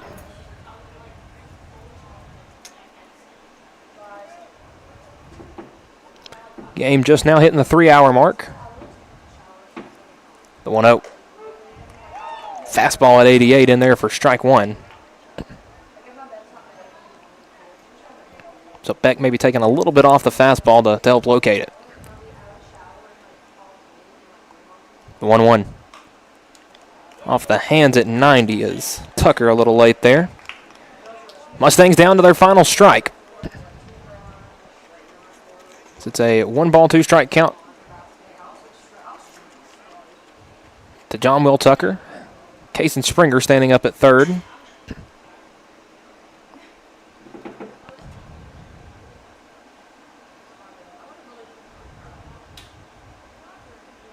The 1-2. Swung on and missed for strike 3, and that will do it for this ball game. Final score, Columbia Central 14, Loretto 11. The Lions improved to 15-12 on the season. Mustangs fall to 15-9, and that will do it for the regular season for the Mustangs. So they will be back at home on Thursday, taking on the winner of Forest and Community in the first round of the region tournament. A great game tonight by the Mustangs in spite of the loss. If it was a 6-inning game, you looked awesome. Yeah, you won 10-3, but unfortunately you got to play 7, and that was something that cost the Mustangs tonight. Is a 7-run 7th inning and a 4-run 8th inning from Columbia Central helped the Lions take this one. So again, the Mustangs will be back at home on Thursday for the first round of the district tournament. We will have all of it here on the X Sports Network. So for Michael Marks, this has been Loretto Baseball. Have a good night, everybody. Going the distance with local sports. This is the X Sports Network.